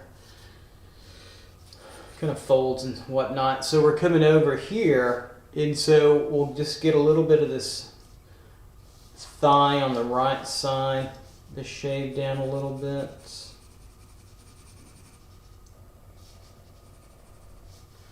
The patella's a little darker, so I'll just hit it just a little bit to show that. And so we've got now the leg. I can tell you this leg, I'm gonna alter my drawing. Hopefully you were more accurate than me, but it gives you a good example of how I need to continue to adjust. So always be in a state of, I think, constant awareness of how is my gesture, my action, design line, however you want to say it, and the volume, and did I miss it, and do I have a chance to go back and change it? Yes, you do, mostly always, but especially now in this drawing, because we still have time. So this ankle is too high, so it's even more foreshortened than I first imagined it to be. So I'm going to just adjust that. So what's happening is we get around this calf. The calf is really underneath. It's not fully foreshortened where it's coming right at us, but it's getting more than I thought it was. So this distance where it underturns and where the buttock is a good measuring kind of a device how flat that is. So this egg form comes underneath this tube here, and you can see where it emerges about right here at the top of the patella line that we have. So it's a lot thinner. So you get this nice egg bulge. Here's the egg. See it under here? I'll draw through it a little bit. We see that coming through and over. And then we can taper this tube down pretty good. This is along this edge here. This is pretty bony as I curve in. So this is the tibia-fibia connection here. Tibia especially. And it's moving bony protrusion, and we get to this ankle really about here to that joint. So look how far I made the ankle before. So adjusting that was good. And we get this same kind of, see the diagonal, the kneecap will have to be the same as the hinge joint of the ankle as it attaches to the foot here. So they're going to be parallel in our perspective right in through there. Of course we'll curve them now, and we'll get this tapering of the tube. And so this is going to be, it won't just end there, but it'll be coming around through here like so. And I might even, you know what? I'm actually going to erase this just a little bit. I might even be longer than I want to be still. So I'm going to take it actually even down further and say it's going to end here, just to make that foreshortening really stand out. So about right in through here, while in that tube for the most part. Right in through there, coming over. And the reason I did that, I started to look at more fully now where the heel emerges of the foot, and it's back over here. So if I start to flesh this out, it's here. It emerges a little bit here and up and through. Right, and then really comes over with the toe. You just have to be really careful in through here. The ankle part, the lower on the outside here to the foot, and through here, then over it rests. And so we're going to get something, now that I get a little bit clear, that's going to look like that. So see the difference in my first stabs at it, or change. And that all disappears really with, if you put more volume and value on your drawing, all that stuff will disappear, you know, fairly nicely over time. So don't worry about adjusting and altering and making mistakes. And I still probably want to put that maybe just a little bit lower. So let's get into get to this calf area, clear it, get it a little bit more clear. Right in through here, it comes through. Now we're really head of the calf here, head over here to the patella, and then downward, and it really crashes down into where the ankle is. The condyle, the inside, is about right here. Kind of a mound right in through there. And then the back end, lower, is going to be a little bit longer than about right in through here. And it's good, it's underneath a little bit. You can see where it rests. Sometimes if you rest your leg on concrete or something like that, it hurts. It's hitting that condyle right in through there. There we go. Okay, now we can get into the foot a little bit. So that feels a little bit more comfortable now in our foreshortening. So if we're foreshortening down a little bit further. And so all this is contoured, all this triangular wedge, we're keeping that in mind. And so this foot probably hugs a little closer to that ankle. It's almost being overlapped by the ankle. I'm going to bring it down, and then we get to the heel, which is about right here, just emerges a little bit in through there, and I'll push that back with a little bit of tone for now. Can push all that a little bit, soften that transition up just a little bit. So we can take on the foot now in our drawing. So we'll take on our first close-up of this foot a little bit. We'll get a little bit deeper with it. All right, so we're closing in on the foot. So let me come in a little bit further so you can see this cleanly and clear as possible. And we'll go for the foot now. So we've got this, the area now of the ankle and the calf coming in through here, right, and coming out. I can see that, you can see that, you can see the ankle emerging right underneath, kind of in some shadow there. We'll pull this down, put that cast shadow, form shadow a little bit so we can rest that out a little bit and see that.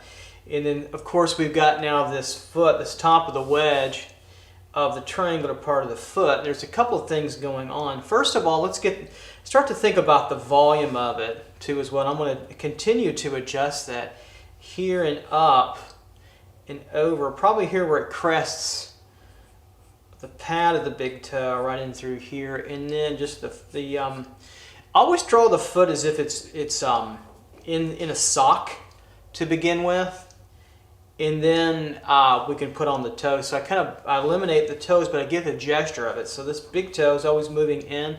The big toe always moves in, and it wants to pop up, where the small toes grab and claw at the ground, and you can actually flex them. They're pretty amazing that way. So we'll move in through here. So toe, and toe, just kind of fleshy tone for now underneath.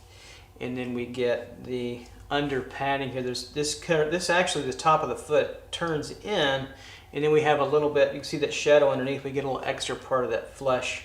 So that's important to see. That's the extra point I was going to point out right through there. So you have to be careful. That's where the small toe will emerge and on running through there. So this, the triangular wedge of the foot, the top part of the foot comes in, then it narrows in here and over, right? And it comes through and starts to then get flattened out here and then onward as we see to the big toe. So we kind of have that, but most people see kind of the footprint part of it here, which is fine. And then we have the heel comes up and over this line, so this gets a little bit darker line right in through there where we have that ankle, and then there's the heel right in through there where we see that. So you know, it's pretty challenging little drawing, a little tight space, and of course it's also, you know, foreshortened too from the knee down to the toe. So the next step is to kind of flesh out the positions of the toes even further. So we have here coming on, so we get that big knuckle phalange of the big toe over to here, and then we get it moving the inside knuckle here back to the toe where the tendon will be here. Not going to get too detailed, but we'll get these toes in through here, which gets us back to the tendons to come up the foot. And of course there's always a space in between every toe. We'll see a little bit of that. Just be careful of that. Then the big toe emerges here, kind of triangular out further, busts out here, and this toe wants to really come in like so and then square off kind of like that and through. So you can see I went to a riding technique. It's a really tight area, so I need to have a little bit more control. So we have that, and the nail just flesh out softly. Keep your nails subdued in drawing in real life. That's my philosophy. Anyway, so we're coming out now with the second toe here, sometimes longer, and in this case it is. It's interesting there how that is. This has a big knuckle around it here. You can see that knuckle really turn there and then come on in through there, and then we go outwards. It touches the big toe here and then out, and then goes to the nail. And this is the tip of the top of the knuckle of the toe, which I've broken. I've broken just about every toe on my body through sports and athletics. They get interesting shapes after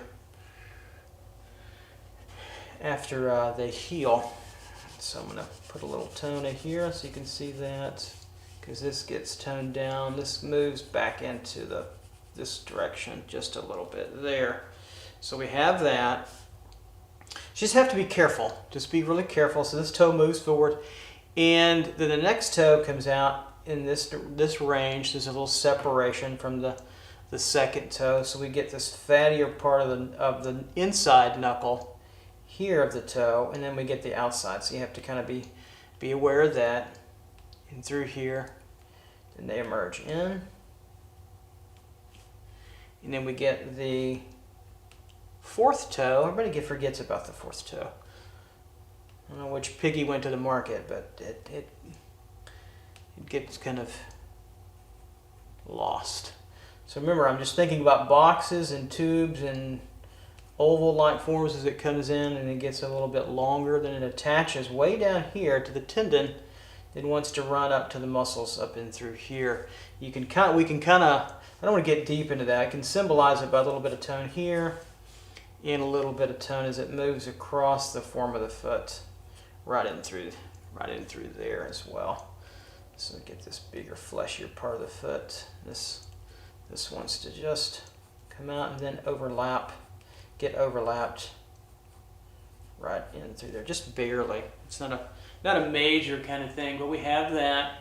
And then we have the pinky toe now gets rested more flat and starts to turn in. So we don't see we see the middle part of the pinky here, not the full part. So this is a little bit separate there. Then we see the big knuckle of the pinky toe triangular here is attaches, and then there's this back part we don't really see much of, so we don't get the full measure of that pinky toe. Just be careful. Be careful in there with that kind of run. And we'll delineate this bigger toe knuckle here too as well, just a little bit subtly. So that was pretty tight in there. And then I'll start to throw in maybe the cloth that the foot's resting on here and through here. And there's a fold. I don't want to get crazy into this fold. It's not really the point. Out through here. So let me pull the camera outward now. Take a look. There we go. Okay. Get a full body here. So it's starting to rest. Let me move this centered so you can see that. And it's starting to rest a little bit nicer, a little bit better. If anything, I might even have raised that the left leg a little bit higher. But I'm pretty comfortable with everything I've got laid in with you with this study, and I think we're moving along pretty nicely. So that kind of concludes that part of the body form down in here mercifully, right? It's a hard part. So this bony part of our muscle of the leg, the tibia and fibia, and this curls around right in through here nicely for this study. And I'm just putting, every time I make a darker mark where a little line overlaps, that just gives me more dimension. This comes in just a little bit here. All right, so let's talk about now. Let's work the hands. Both the hands, and we've got to finish this arm. So let's work to that now. All right, so let's work now the arm that's sitting on the chest of our model here that we're utilizing today. Whoever this is doing a nice job of posing. It's probably not a difficult pose to take, but it's a challenging one for the students. It's kind of just the opposite I've noticed in my years of teaching the figure and training with the figure, that the hardest poses for the model are probably the best ones for the students, because they're really dynamic and active, and you can kind of see everything come together, especially for action and gesture. And then the harder ones for the student, the easiest ones to hold for the model, the foreshortening, where they're just laying down, relaxing, or curled up, kind of a resting, sleeping, maybe fetal position, if you will, kind of thing. So it's interesting that way. Try that sometimes. If you're a student somewhere in a college, university across the world, think about that a little bit. All right, so let's back up now and let's work this area of our drawing further. And I'll come on in and work this foreshortening out a little further. And we see now, so we've got the breast forming through here, and I'm going to elevate the nipple proper here. So we come out, it's kind of basically just a cone right in through here, and I kind of just put a tone on it with my pencil here, just to raise out the level, the height of the nipple, the areola, and then the nipple proper, I suppose, part of that. There we go. And keep it pretty subtle as best I can. All right, so the arm here, so we have the arm to the elbow, and then we'll put on the fleshier part of the form. It gets a little bit more egg-formed over here. Come in just a little bit further. There we go. A little bit more egg-formed over here, so a little bit more rounded. Then it starts to crash in, and it gets to really the top of the nipple, and then to the wrist of our model. Pretty longer hand, so about right in through here is where that blocky part of the hand takes a hold, and we'll start to hit from this part to the top knuckle of the fingers there. I'm going to close in on my viewpoint a little bit further. There we go. To the top knuckle here. And then I'll follow the gesture downward. So we go downward a little bit to the next knuckle of the finger.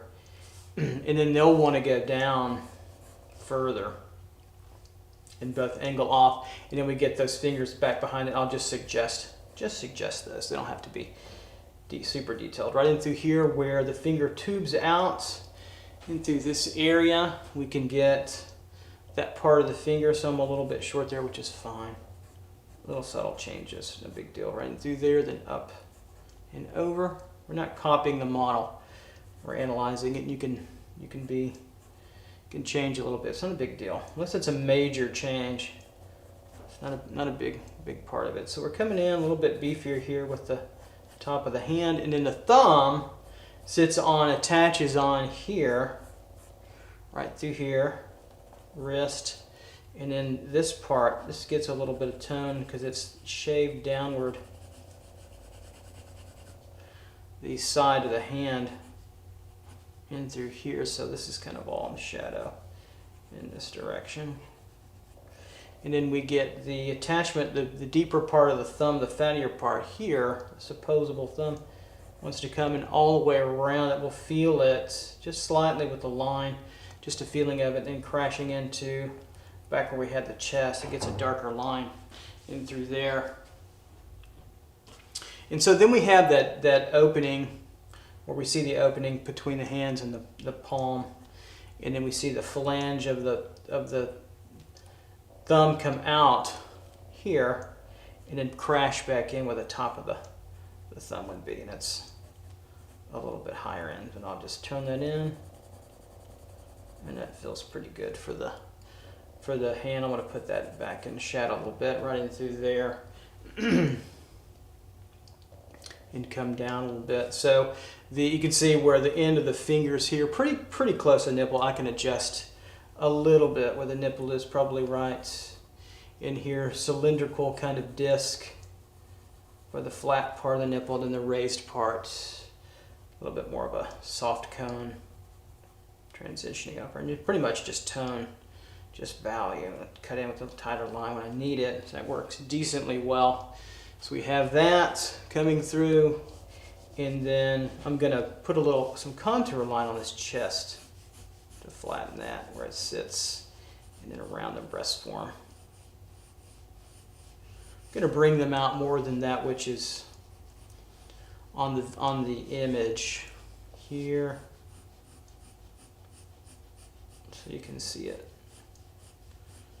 crashing in, so we can give a little bit more definition to the drawing than that which is there, which is more than okay when you're drawing.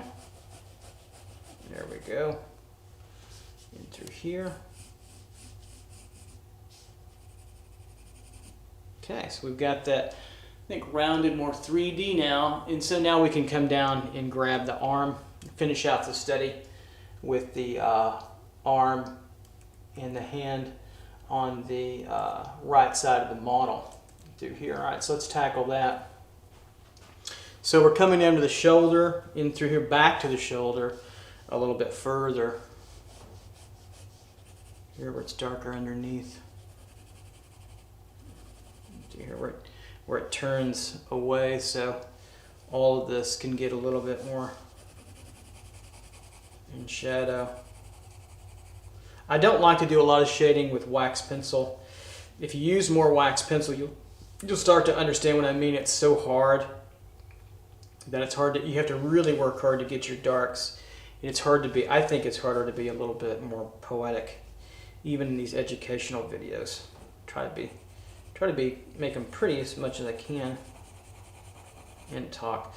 But later on when we start to shade and really get into that, we'll use Carbothello pencils and charcoal.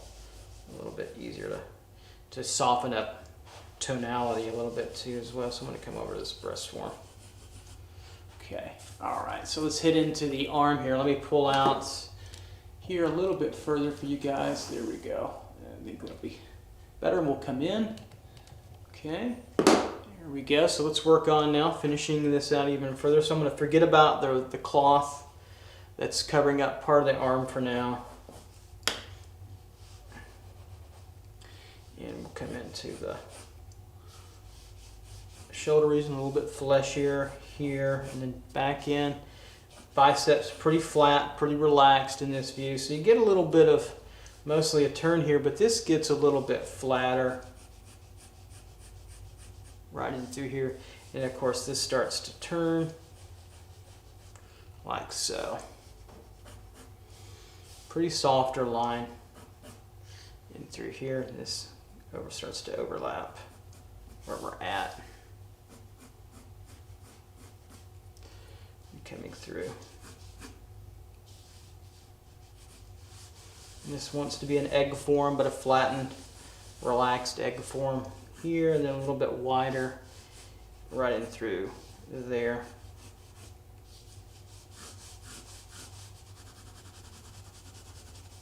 Up here it gets a little bit softer. And through here, and shadow just a little.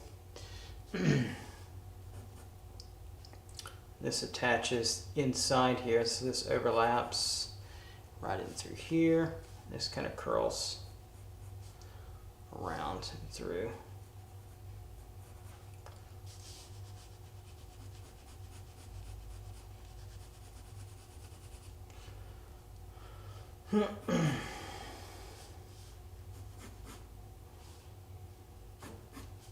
Okay, we have our wrist. A little bit long here. I'm going to bring the hand back in. So let me finish out the bottom in here.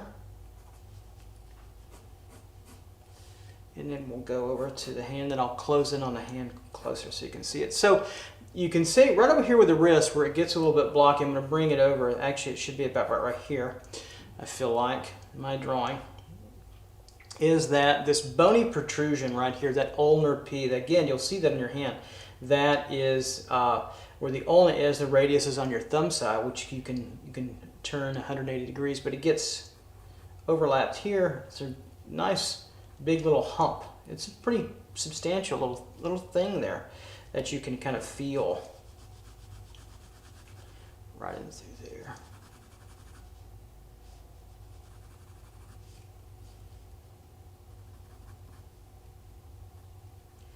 There we go, and I'm going to go through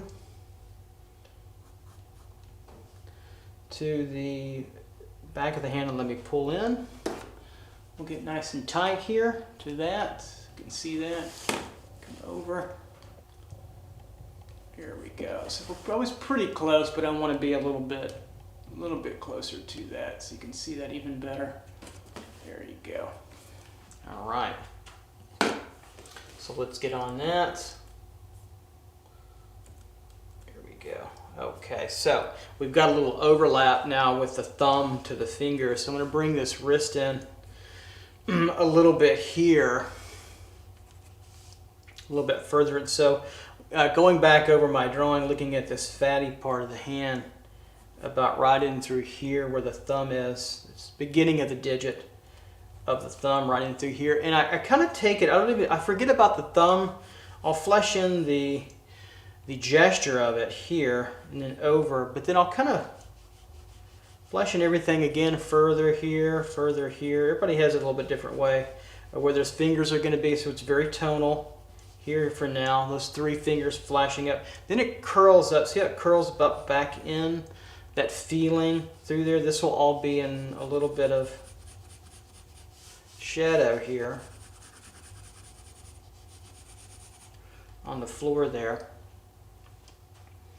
And so that curls in, and then I want to really get the feeling of this as this curls around this line here first, really lightly, because I'll alter it.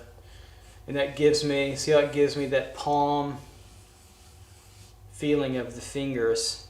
You know, when you're doing a study this size, you don't have to, it's not a hand study proper, so the detail, just like in the foot, is not super rich, but it's structurally it's there, so you got to nail it, but you got to kind of, it's like a shorthand a little bit. You have to be careful not to overdraw, but you do want to underdraw too. So the direction of the fingers here, I'm feeling the flow of the finger here, the big, the thumb to the digit here.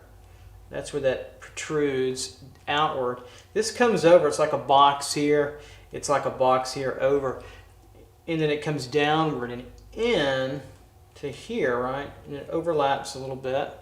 And then this thumb, gently it's resting, her thumb's coming down and through here, here's the side and here's the bottom of it.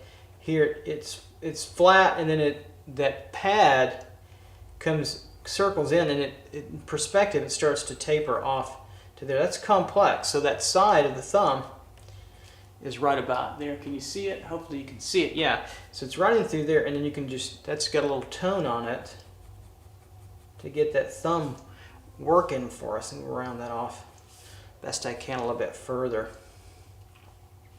So we have that here, and that gives us that padding, that overlap line in through here. And in the side plane of the hand, really distinctly, here's the wrist. Really see how it boxes off where the shadow begins, gets down to the ulnar P part. That's where it's really, really strongest. We can get, of course, we can get that contouring around it if you've got the dexterity to get that. So the next movement is this index finger, the pointer, here over to this knuckle right in through here. And you can see my fleshy gesture. Now it's starting to come, hopefully, a little bit alive here. So I'm feeling that there and over, and this will come back to the other finger in this region kind of there. So this can get a little tricky. So if we have it here, so we're going to feel this finger out, or the knuckle in through here. So it's resting off the thumb a little bit. So we have it here, right? This wants to overlap right here. We're making that divot, overlapping around. You have to be careful because we're getting kind of the side of the finger. So kind of a challenging point. And we get this knuckled part here further. There we go. And this wants to come over and down. And I'm going to race right in through here. It's just a little bit dirty. Sometimes I do that. If it's a little bit too dirty, if it's a tight area, do that as well. There we go. Little dirty. Okay, so coming back over now. So all these tips have been helping myself, and it's a challenge. So we've got this fleshy part. As the finger turns, it flattens out here. It wants to come over like so, and then go in a new direction as it curls back over and through. It's like, wouldn't it be glorious if we could just cut the finger off there and wouldn't have to draw it all, right? No, it wouldn't be good. Wouldn't be good for her. So then we have this tip here. Okay, this moves, this finger moves in this direction, like so. So it's curling back. Now we've got to get this top part in this fleshy turn right here. It's a different direction here, turning, because it's arching through here, fleshy part there, right, and then this fleshy turn here to tell us that two little things are coming together. This fleshy part turns, and this wants to come over a little bit further. Hard. That's a hard drawing part to the finger. We'll put a little tone on that to take off some of the bite on that. There we go. Okay, so we have that here, and this starts to come back to the hand proper, right in through here. Actually, there's a little bit of water, so I'm going to erase one more time to show you. There we go. Right in through here. This gets angled off. It's actually angled straight with this line to here in the front of the hand as it turns to the side. Then it comes back over, gets wider actually here, and then we get that big knuckle that would want to make more of itself here. But I'll leave it at that because we get an easier view now with the other finger. We get it here in through, it comes over and around there, back in and through and over, and we get pretty fortunate with that. That's all we have to kind of deal with that. And so this little toning line I'm putting here is important because it signifies where the hand, this finger, the tendon ligaments here, and then this comes up and gets darker. It really turns up underneath. And then lastly, we've got two little fingers to deal with here, which are pretty easy, just kind of follow the shape. So the hardest part was really the thumb and this index finger, which we took care of because of form, but also gesture, action, really important in this foreshortened figure here. Put some tone there. And then we've got these fingers that emerge. So I'm just thinking about the direction, right? Here, tonally, you can kind of shade in where it's going to be if you want. And also in through here. That's too far over. So they don't get further than this opening of the thumb here, so you have to be careful a little bit. So that brings it back in here, and then the other one is about here. So they're pretty tiny. So it doesn't look like a hole. It doesn't look like a whole lot to me. Well, let me show you. Here and then around with the finger, a little kind of a light outline. And then the other finger emerges about right. The pinky emerges about right in through there, then kind of falls away right in through. Then we kind of have it. And so now I'm going to make this a little darker back in through here where it touches the ground. Here. And back where that knuckle touches about right in through there. Pretty hard drawing. Tough drawing technique for sure, not easy. And we'll make us feel that blocky part. Okay, so there's the arm, the hand in through there. So I think we've got all the elements now of the foreshortening. Let's pull out now and take a final measure of everything.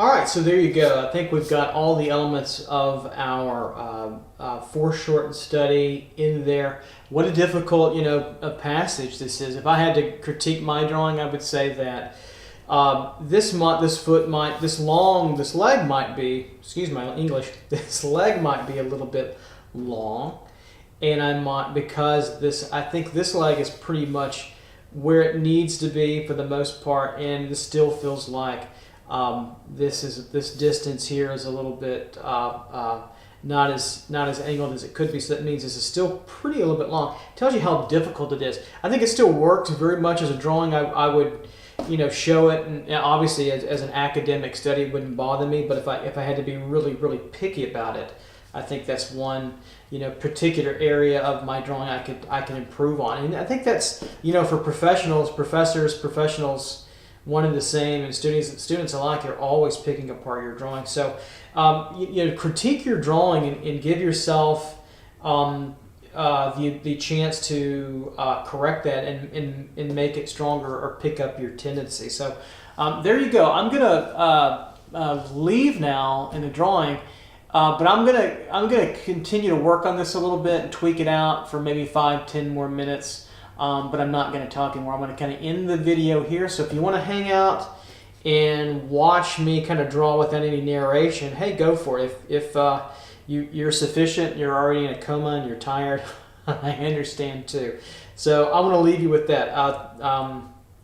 You guys take care out there, and I'll see you next time. We'll take on foreshortened areas of the body, but more close up, not full figures. All right, take care. I'll see you soon. Bye-bye.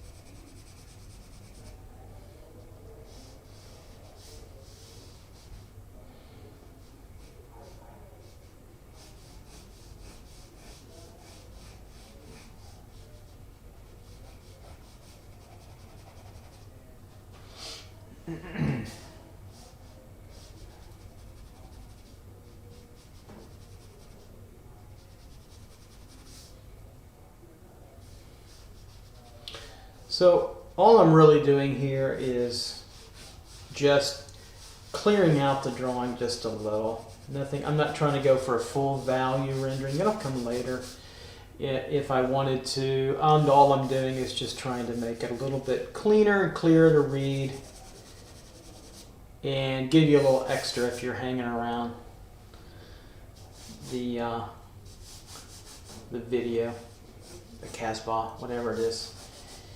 You're hanging around, and that's all I'm doing is saying, okay, how can I make this a little crisper and cleaner and readable for my audience, for me too as well, but.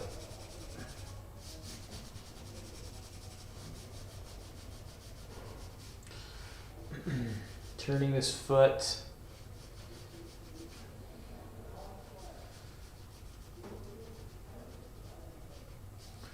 and then pushing some darker points through here so it sits down a little further, this ankle.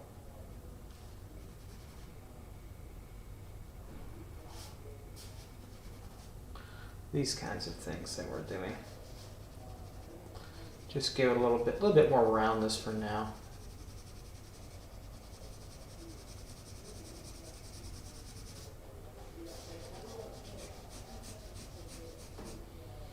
Keep on practicing, keep on working.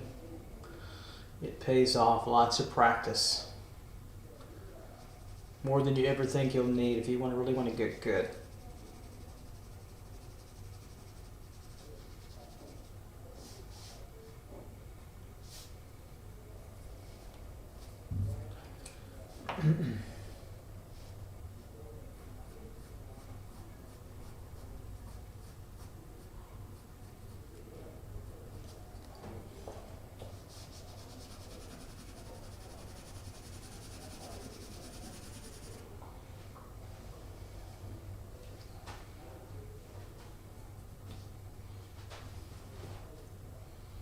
Just cleaning up this little area, making this edge stronger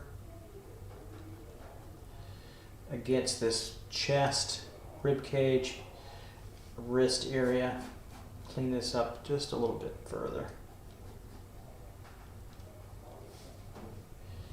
Through here.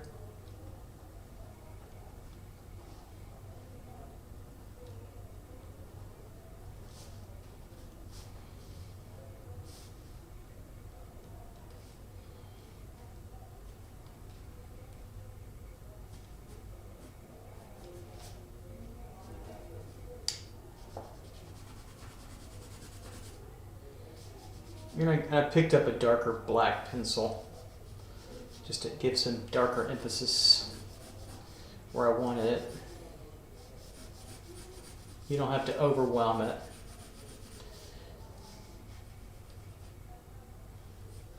This turns over more.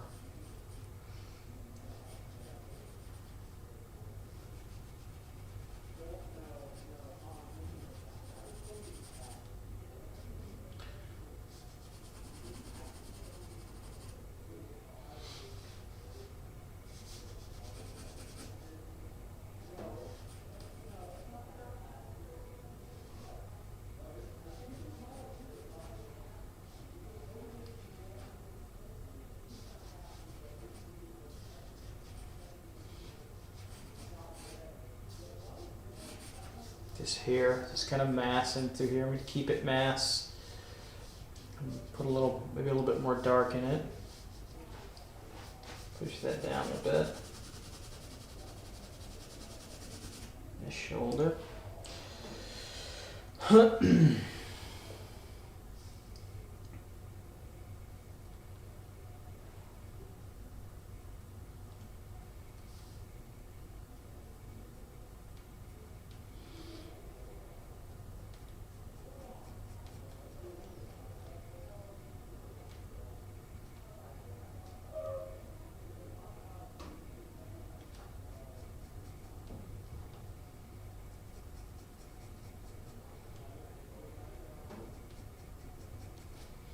Running through there and just turning this cheek through, back to the head.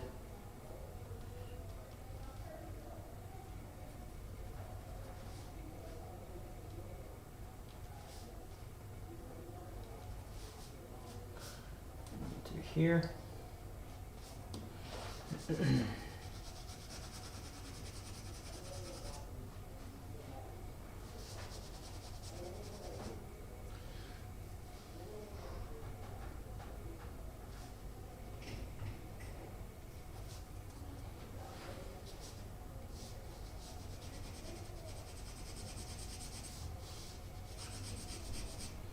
Here's a little bit of dark in this mass of the hair to pop it out just a little bit further. Nothing special.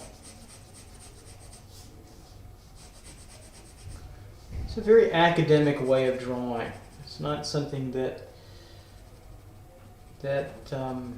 you have to stay with your whole life, but it's a good exercise for other aspects of drawing. We kind of start here and then you can move out to other expressive modes of drawing. If you can have academic type of drawing under your belt, or can handle it pretty well, other areas of expressive drawing become more approachable and manageable and probably doable for the most part. Through here, get a little bit darker with these lines.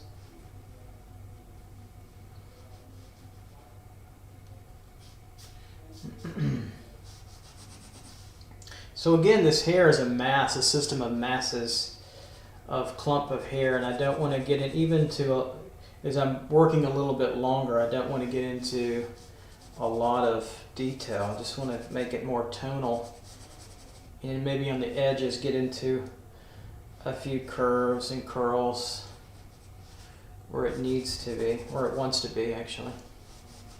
That's about it. And I'm going to emphasize the cranial structure of the head with this shading, even though it's not there, but if we could see through it a little bit to clean this head up. Because I initially conceived it a little bit too much to the side, and as you notice, I had to adjust it a little bit further.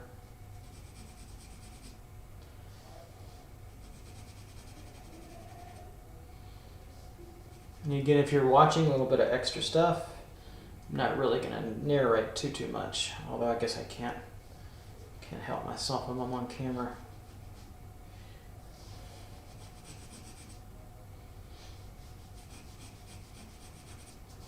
So you can see I'm bringing out the cranial structure. Most of this is the top. It really starts the severe top about right here. Right through there. So if you hear a little music in the background, we have other courses that go on outside. I'm in my studio office.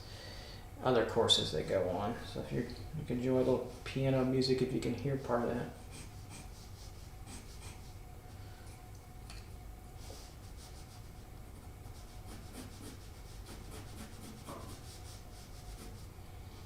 And this is the hair proper through here. So you can see how much that hair, covers that area of the cranium and then some.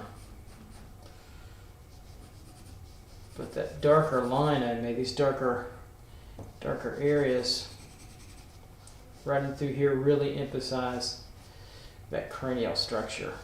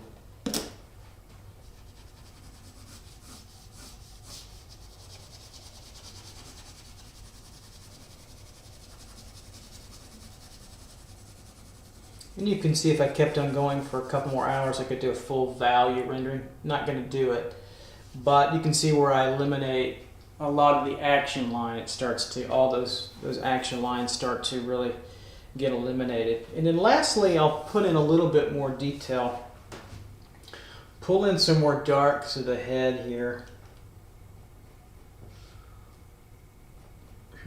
And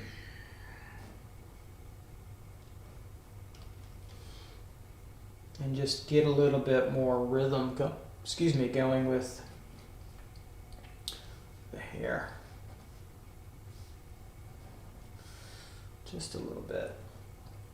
Just to pick out some of the curl. Through here. And over. You can see again where that bottom of the head would probably rest, I'm guessing. I'm going to emphasize a couple of emphasis lines since he's there. And then over here. Darken this in.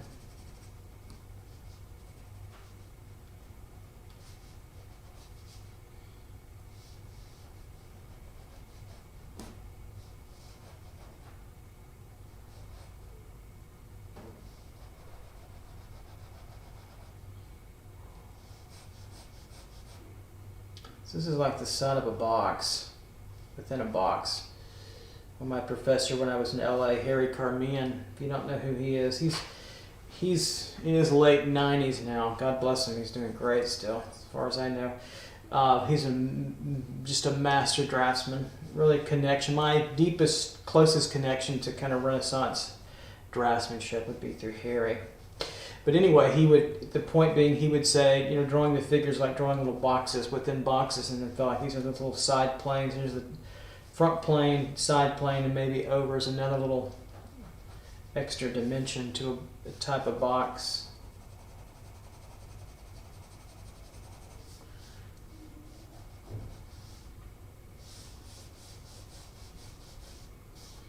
I'm just contouring out just to get my contour line. It's harder to contour with wax pencil, I find, because I can't make a definitive, elegant mark from far away, so I kind of have to push harder than I ever really want to.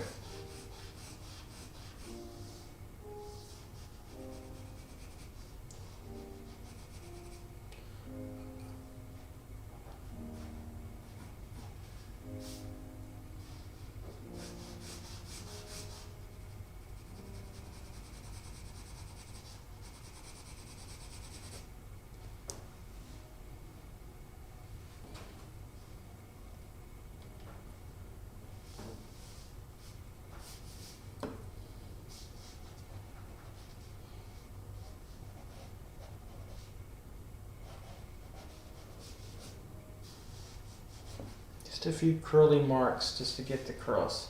So it sits down in the mass of this. That's enough. It intermeshes with the softer toning mass of the hair. And so you see those marks, but you mostly see the overall head mass structure of the hair, which is more important.